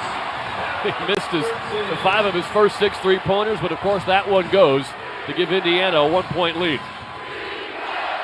7:39 left in game 3. Brunson and Towns pick and pop out high. Now Towns darts to the cup. Brunson picked up his dribble high side wing. Hands to Bridges. He'll drive down the lane. Lefty scoop shot off the backboard. Missed the rim entirely as Turner contested. Now Halliburton from left to right to the high side wing. Same play. Screen from Siakam. 3 out high, but he bricked it wide left. Outlet from Towns to Brunson. Motors ahead. Right side of the lane. Stops in the paint. Banked it in. And Jalen Brunson has his first fourth quarter points. Knicks by 1. Nembhard tries to respond, runs over Brunson. They call the blocking foul. Now the Knicks might think about challenging. That is the 5th on Brunson if it stands. Rick Brunson is signaling the challenge. Jordan Brink is the best in the league at letting his coach know if they should challenge or not. And you can imagine the pressure on Brink right now. Tom Thibodeau was about to make the timeout signal with his hand, then he stopped as Ed Malloy went over to talk with Sean Wright.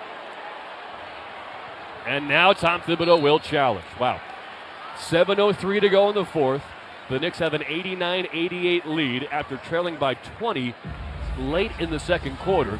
And now they will try to save Brunson from picking up his 5th foul. On the other end, this would only be the 3rd on Nembhard if it does in fact get overturned. A timeout's been called to challenge ruling on the floor. We'll take the timeout. Oh, they take a look. Biggest challenge of the year will be decided here in Indiana. 89-88. Knicks on top of the Pacers. That's right.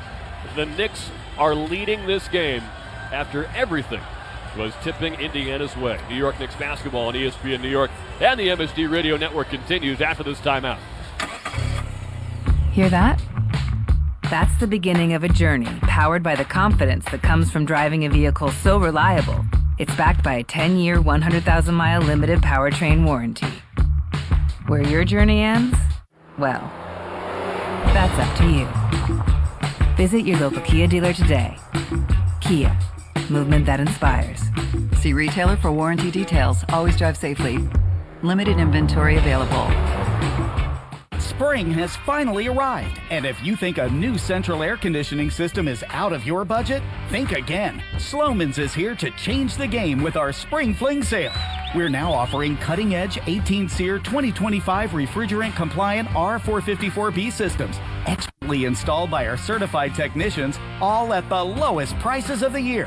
That's right, get started with 0 down, 0 payments, and 0 interest for 18 months. And we're including a comprehensive service plan for the first 5 years with annual system checks to keep your AC running smoothly all summer long. Servicing Nassau, Suffolk, and Queens County. Call Sloman's at 516-932-7000 for your free estimate. But hurry, these cool savings won't last. That's 516-932-7000. 18-month promo period, no payment, no interest, and no down payment offer. The offer is available through a third-party bank. On approved credit, interest is waived if loan is repaid in full during the same as cash period. Terms and conditions apply. Serving contractors, builders, and homeowners in the tri-state area since 1987, Brooklyn Window & Door is New York City's largest stocking dealer of quality Andersen window and doors. The professionals at Brooklyn Window & Door will help solve any of your window replacement needs or applications. Visit Brooklyn Window & Door's award-winning showroom to see the complete Andersen product line, including the 400, 100, A&E series. Andersen, built, backed, and serviced like no other window. Visit Brooklyn Window & Door at 185 30th Street in Brooklyn or call 718-WINDOWS.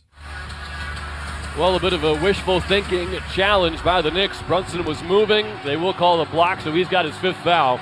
And Deuce McBride, who's played phenomenal basketball in this second half, will come into the game for Brunson. I want to remind you that when it's game time, it's Tully time.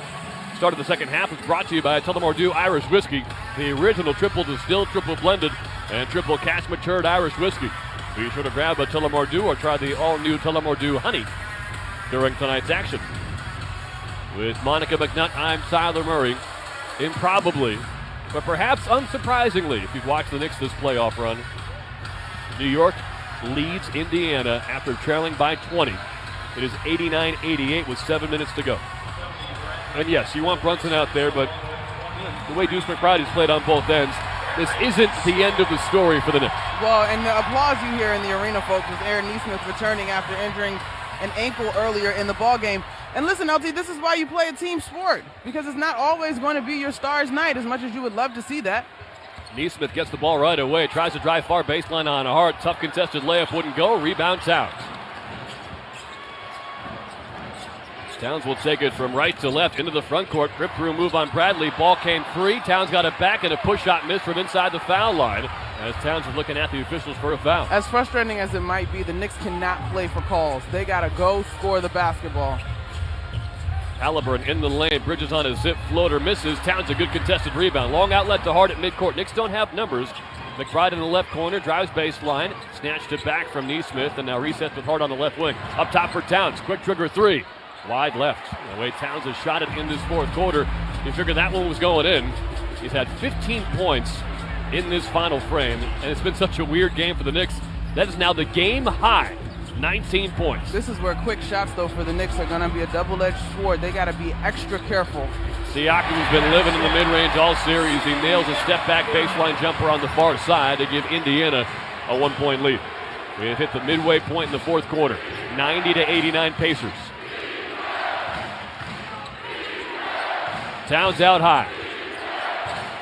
Defended by Bradley. Left side try. They got wrapped up by Bradley and draws another foul on the journeyman forward to get back to the free throw line where he can tie the game and or give the Knicks the lead. I am a fan of Karl-Anthony Towns taking Bradley to the rim every time he catches the basketball. He's also a capable enough passer to know that if the help steps in and cuts him off, you can spray the shooters in either corner. With the season on the line, Tom Thibodeau went with the starting lineup that got the Knicks here. Towns at the 5, Robinson on the bench. He's played 28 minutes. His playoff high during this postseason is 29 minutes, so you wonder how much Robinson has in the tank as Towns hits the free throw to tie the game at 90. 5:46 remaining here in the fourth. And the way that Towns is playing, you simply cannot take him off the floor. He's got 20 points, 16 of them in this fourth quarter, where he's 5 of 7. Well, here's the slight issue. That is discussing this team offensively. Offense rarely in this series has been the issue. It's the inability to come up with stops on the defensive end. Now, they've done a good job of rebounding the basketball in this fourth quarter. That has to continue, as well as making the Pacers as uncomfortable as possible on their shot attempts without sending them to the free throw line. Towns gets the free throws. 17 points in 6.5 minutes in this fourth quarter. Knicks by 1. Nembhard steps back at the top of the key, picked up by Anunoby. Neesmith on the near side arc, takes a dribble, now sets up a post move on the near side baseline. Siakam on the smaller. McBride takes a long contested 2, missed it short, and Towns pulls down his game-high 13th rebound. Siakam coming off a playoff career-high 39 in Game 2. He has been held to 13 tonight. Towns between the legs, dribble up top. Snatch back three-pointer straight on. Nailed it! What a shot from Karl-Anthony Towns. And he winds up on his back as he's forced another Rick Carlisle timeout. An unbelievable do-or-die fourth quarter from Towns. He has 20 points in the last 7 minutes, and the Knicks lead 94-90. And it is him being able to attack with the utmost confidence. He had not hit a 3 until this fourth quarter. Tyler, you talk about a guy that understands why he's been brought here and been able to lean on his postseason experience. There's a long way to go. But getting this type of performance from Karl-Anthony Towns, so much so that it has caused Rick Carlisle to call multiple timeouts and make multiple substitutions, bodes well if the Knicks are going to do this. It's the best fourth quarter we've seen Karl-Anthony Towns play. I also don't know how that wasn't a 4-point play. All postseason, landing area. I am not sure how that one is not a 4-point play. And if it was a flagrant foul, it would have been an extra free throw and possession back for the Knicks, but they'll settle for a 94-90 lead after trailing by 20 toward the end of that second quarter. And you look back, they ended the half on a 10-3 run. Mikal Bridges a big part of that. And the Knicks have taken advantage of the opportunity the Pacers have allowed them to have, because for the first time, seemingly all playoffs, Indiana is struggling from 3. They are 5 of 20. And they've also missed a handful of free throws in this fourth quarter. 3 of 5 from the stripe since the end of the third. And the Knicks have done this in spite of Jalen Brunson having to sit the last several minutes with his 5th foul. Timeout is over from Rick Carlisle. Knicks basketball on ESPN New York is brought to you by Michelob Ultra, official beer sponsor of the New York Knicks. Superior light beer. Nembhard from left to right, drives down the lane, stops, pulls up from the mid-range, and missed a fadeaway short over Deuce McBride. Very few easy looks against these particular Knick lineups in the second half. I don't care what's going on. I'm looking for Karl-Anthony Towns. He's got 20 in the quarter. Trying to save the Knicks season. They do get it to him out high, right wing. Puts it on the deck, drives right side, pass Turner, double team, comes, it does not matter. Towns puts it in, but hang on, they're going to call it travel. Wow, Scott Foster, after the ball had come all the way through the hoop and then landed on the court, only then blows the whistle and says it steps on Towns. That can't be right. Wow. That can't be right. That late? And the Knicks obviously don't have a challenge, but... Now, Towns, when he would normally be jumping to the basket, it looked like he just dragged his right foot and maybe never took off.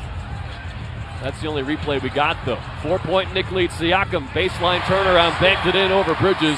It's a 2-point game with 4:15 to go. Now, the one thing Towns does have to be mindful of is where the help is. That's part of the reason why he got tied up with the questionable footwork on the last offensive possession.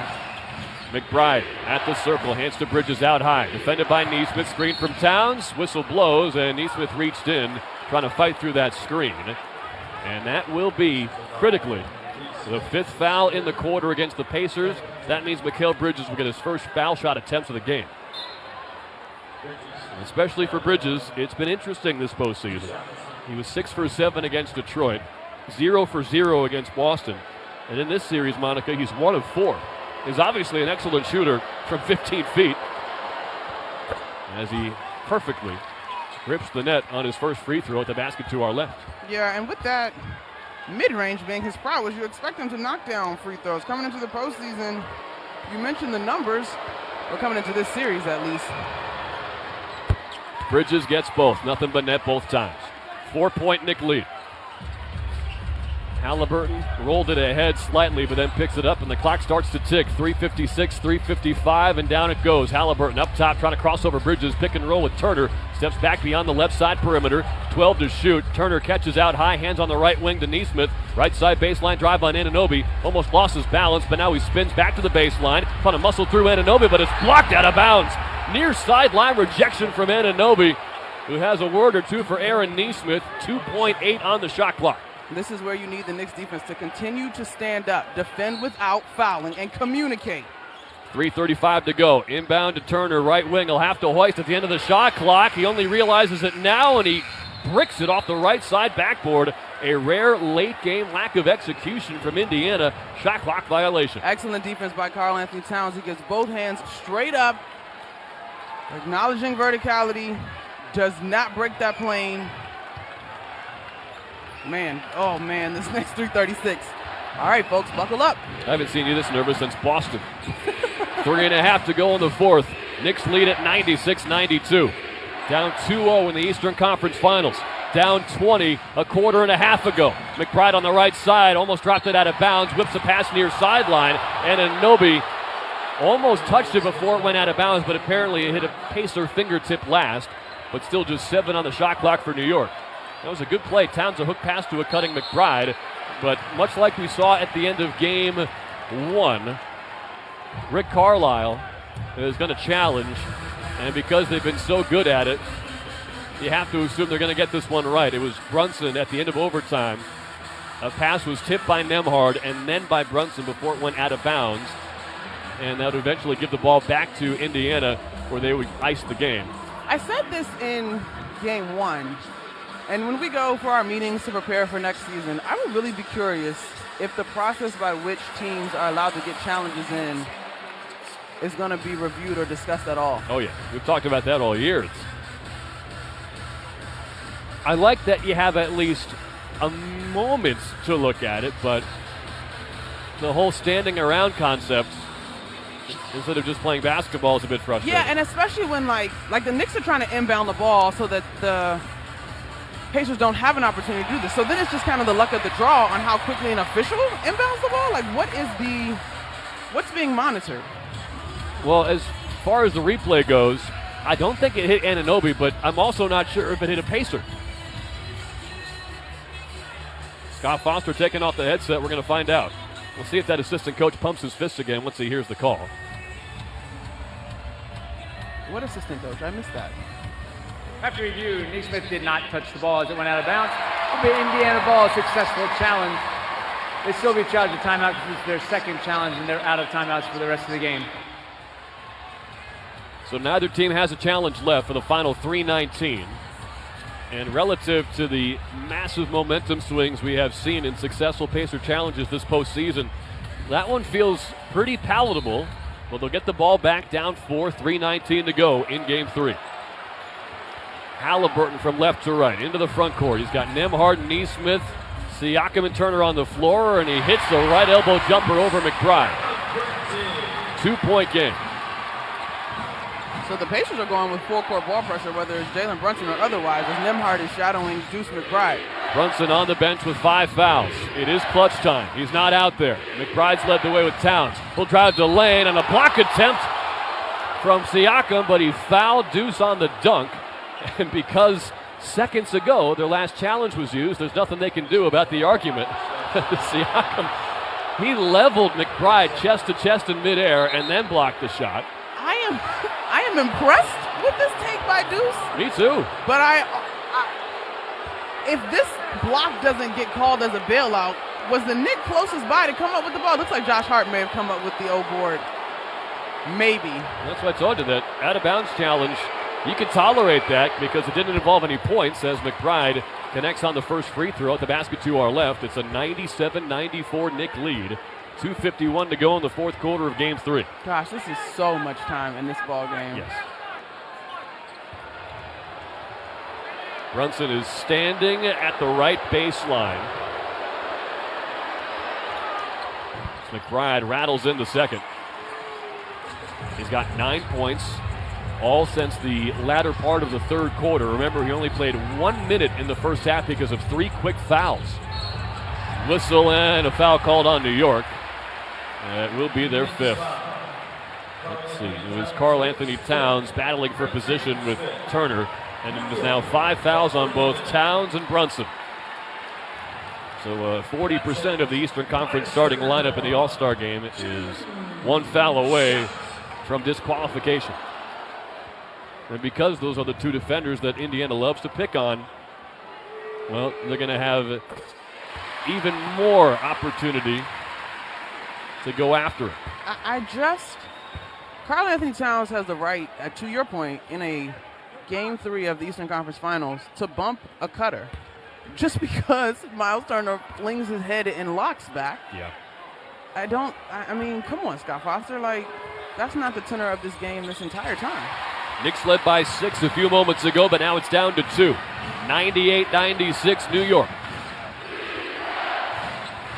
2:37 remaining in game 3. McBride, Hart, Anunoby, Bridges, and Towns.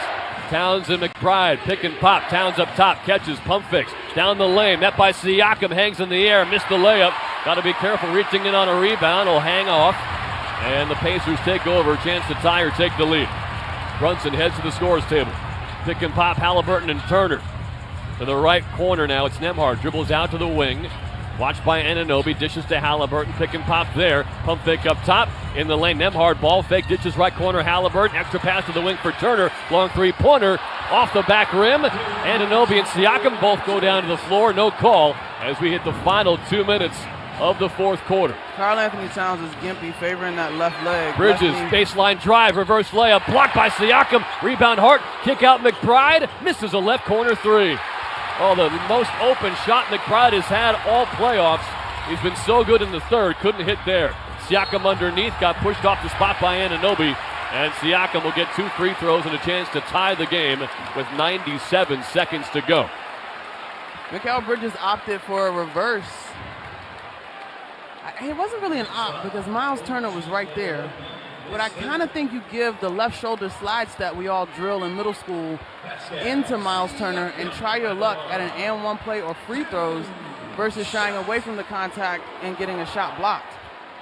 When he went to the other side of the rim, the ball came free. I don't know if it just slipped or if Turner got a hand in there, but Siakam hits the first free throw. That brief delay allowed Siakam to come over and block it. Deuce McBride will check out. 9 points in 15 minutes. Phenomenal defense throughout. And again, all 9 points coming after the second half of the third quarter. And Jalen Brunson, the clutch player of the year, will check into the game. Siakam, a free throw to tie at the basket to our right. Nailed it. 98-98. A minute 37 to go in a must-win game 3 for New York. Brunson and Towns both playing with 5 fouls. This is the regular starting lineup for the Knicks. No Mitchell Robinson. Brunson and Towns pick and pop. Brunson at the foul line. Into the left corner for Bridges. Poked away by Halliburton. Out of bounds near sideline. Off of Halliburton, who was thinking about signaling for a challenge because Bridges had a hand in. But of course, no challenges left for Indiana. Only 8 seconds on the shot clock. Knicks were down 20, and then they were up 6. Now it's anybody's game. Inbound to Brunson, near side arc, watched by Neesmith. Takes her to the foul line, pulls up for 2. Floater is good. Brunson delivers. It's 100-98. Defense, got to stay connected, got to communicate. Jalen Brunson, who we know is a competitor, should be prepared to be targeted. He's got to put his best effort forth on the defensive end. Halliburton up top, switched on to by Towns, huffing and puffing, dishes left, far corner Neesmith, pump fake and a baseline drive, long floater, short, rebound Hart. Hart looking around, Brunson was trying to come to the ball, but Neesmith denied, so Hart takes it across midcourt just in time. Knicks ball up 2, 52 seconds to play, 12 to shoot. Brunson at midcourt.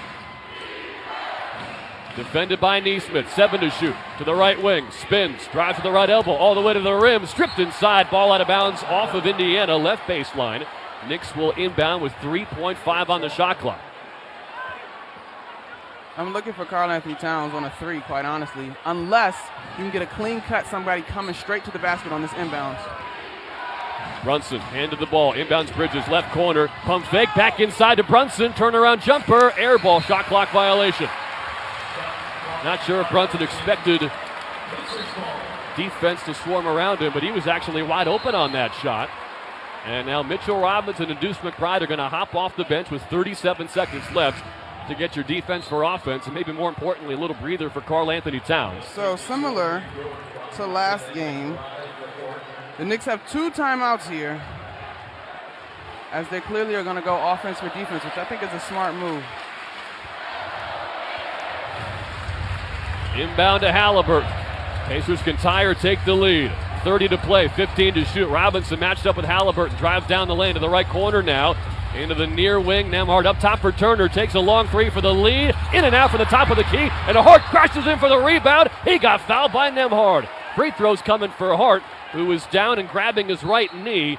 But an absolute Josh Hart Iron Man kind of play has put the Knicks in strong position. 19.6 to go and 2 free throws to come with an opportunity to make it a 2-possession game. So much has been made about who starts, but here we are near the end of the ball game, and Josh Hart is on the floor getting up after securing his 9th rebound.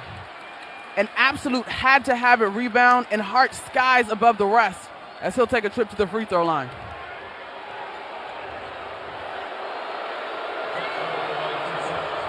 Took him a bit. Well, he took the long walk all the way to the left side foul line. And the biggest free throws of his Knick career. First one's on the way. Got it. Off the back rim and straight through the net. It's a 3-point Knick lead. 19.6 left in the fourth. And with the free throws, the Knicks can keep their defensive lineup out there. McBride, Bridges, Hart, Anunoby, and Robinson. Second foul shot, perfect. 4-point Knick lead, 19 seconds left. Can they close out against the best clutch team in the NBA playoffs so far? Halliburton left wing. Up top, defended by Bridges. Shot clock is off, 10 to play. Crossover left wing, and he draws a foul on Bridges. And Halliburton will get to the free throw line with 9.7 to go. That is not the kind of last possession Eastern Conference Finals whistle you'll usually see. Golly. And I'd like to think I don't really talk about officials all that much, so I feel a little slimy even bringing that up. But, man, golly, you got to let him play it out, don't you? All out on the perimeter. Mikal Bridges is moving his feet. Golly, that's a tough whistle. I mean, especially considering the physicality with which the Pacers have been guarding Jalen Brunson all series. And I'm not saying that you could call the whistle every time Jalen Brunson has the ball either, but 19 seconds to go? Oof. That's what you blow 10 seconds into the possession? Knicks will get their free throw lineup out there. As Halliburton made the first free throw, so it's a 3-point game. Brunson's not out there right now. It is Anunoby, Bridges, Hart, Towns, and Robinson, so not the free throw lineup. Second foul shot good. So now Tom Thibodeau calls timeout. Typical me overthinking things. 9.7 to go, fourth quarter. Knicks were down 20 late in the second. Now they're up 2 late in the game. They'll have to do what they could not do in game 1. And they're already halfway there. They got the first 2 clutch free throws from Josh Hart. They have earned the opportunity where an inbound and a successful trip to the free throw line equals a win. But not just New York. Every team in these playoffs has proven that it's far easier said than done to close out a game that way. Because we've been a part of some wild playoff moments with this team, I just want to make sure we cover all of our bases. An inbounds, a foul, successfully made free throws will make this a 4-point game, which means they also need to go down, defend, do not foul on a 3-point shot attempt by any means anywhere near a 3-point shooter to get out of here successfully. But boy, what an effort in this fourth quarter in particular, led by Karl Anthony Towns and Deuce McBride, for this team to come back, because you and I discussed feeling like that could have been it when this team got down 20 in the second quarter.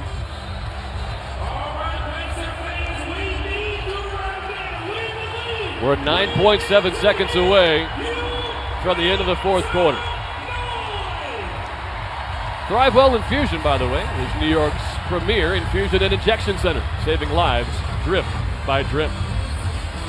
Also get to the out-of-town scoreboard as soon as we can. It's brought to you by Best Trails and Travel, New York City's premier charter bus company. Visit them today for the ultimate travel experience at besttrailstravel.com. Short version is OKC and Minnesota playing tomorrow at 8:30. Inbound from Bridges. Because of the timeout, the Knicks advance the ball to the front court, and then he's got his 4 fellow starters stacked up on the far side wing. Anunoby starts the move. Bridges holds the ball over his head. Inbound to Brunson, dribble to the near corner, and they do foul him intentionally as Tyrese Halliburton reached in with 8.1 to go. Each team has 1 timeout left.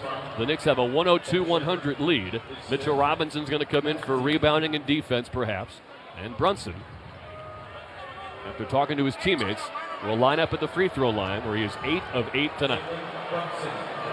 On a night where he has struggled to score from the field, and particularly from the three-point line, he has been pristine there.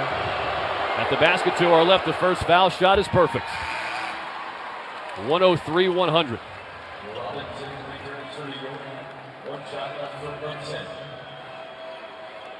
Karl Anthony Towns back to the bench. Mitchell Robinson checks in. The Knicks are nowhere close to leading this game, if not for the 20-point fourth quarter from Towns. And now a late substitution allowed. Miles Turner's going to check in for Ben Shepherd. So it is Brunson, Bridges, Hart, Anunoby, and Robinson for New York. Halliburton, Nembhard, Nesmith, Siakam, and Turner for Indiana. Now, that could change drastically if Indiana calls timeout here, which they likely will if Brunson makes it. If he misses, all bets are off. To make it a 2-possession game with 8 seconds left, Brunson spins the ball, takes the free throw, got another one. Just like he did in Boston, Brunson hits 2 clutch free throws to give the Knicks a 4-point lead with 8.1 to go. It hasn't been his night, but this has been his time. The 2 most clutch free throws of the postseason yet has put New York in front 104-100. We often talk about this team's ability to bounce back, and while Game 2 was a heartbreaker following a historic heartbreaker in Game 1, this fourth quarter has been much better played and much better coached by these New York Knicks. It has been a notable comeback behind the scoring output of Karl Anthony Towns and behind the collective defensive effort of a unit that we don't often see on the floor together. Once again, we'd like to remind you that Thrivewell Infusion is New York's premier infusion and injection center, saving lives drip by drip. Okay, Knicks in the huddle. What are the essentials to be reminded of in a moment like this? You're defending up by 4, 8.1 to go in the fourth quarter. A 2 doesn't hurt you. You don't want to foul on the three-point line. I am not of the mindset that they should foul anyway. It's a 4-point game, and we've seen this Pacers team do funny stuff off of the free throw line. So you give up a 2, you don't give up a 3, and you do your best to defend without fouling. I'm sure they're discussing how they want to play the screen action. With this lineup, I imagine they're going to switch everything. Because, again, if Mitchell Robinson gets caught on the three-point line with the guard and there's a big inside the paint, the 2 doesn't hurt you. Far sideline inbound, Nembhard gets it to Siakam, top of the key with 7, pump fake with 6, launches with 5, couldn't hit the bank shot. Rebound, Hart spins away from Turner, and Hart draws the foul. Pacer fans heading for the exits. Knicks are headed for a Game 3 win, 104-100 with 2.6 seconds to go, and Josh Hart will take free throws. It is appropriate that Josh Hart, again, in the last minute, comes up with monster rebounds. 10 boards tonight for Josh Hart. No, he hasn't been terrific as far as scoring. He's got 6 points, but he's also got 4 assists. He was a guy that was sent to the bench in order for this team to have a spark, and this morning post shoot-around, he said, I'll do whatever this team has to do, and so I'm not going to make an issue. I played every role in this league, from 15th man to 6th man to starter. And tonight, he comes up with a starter effort late in this ball game with 2 huge rebounds to help the Knicks secure the win and free throws. He knocks down another one, and the second one is good as well. 2 seconds left, inbound to Nembhard to let it roll to midcourt. Takes a dribble, launches a shot from the right wing. It's off the back rim, and the Knicks have done it. With a 106-100 win, their NBA Finals hopes are very much alive. They're back off the ropes. They're back in the series, and nobody does it like the New York Knicks. It is worth noting that it was not Jalen Brunson's night. Karl Anthony Towns had probably his biggest performance in a Knicks uniform, finishing with 24 and 15. But Deuce McBride, who only had 9 points, was a huge energizer in the second half. And then you credit DeLon Wright, Landry Shamet, guys who all played 10-plus minutes in terms of their defensive effort and the cohesiveness that that group was able to find to thwart the momentum that was heavily in the favor of the Pacers. For the third time in their last 9 playoff games, the Knicks have overcome a 20-point deficit on the road. And they have stunned the Pacer faithful, who were in party mode for the first 3 quarters. Now they're asking themselves questions as they head back home, and we look ahead to Tuesday's Game 4, where the Knicks, against all odds, have a chance to tie this series up. I want to remind you, Knicks basketball on ESPN New York is brought to you by our local Kia dealers. Discover what happens when rugged capability meets true performance. Learn more at kia.com. Kia, movement that inspires. There are so many media requests for the Knicks after wins during the playoffs. But I don't believe we'll get a walk-off player, which honestly is because of technical issues. That's what happened in Boston after each of the 20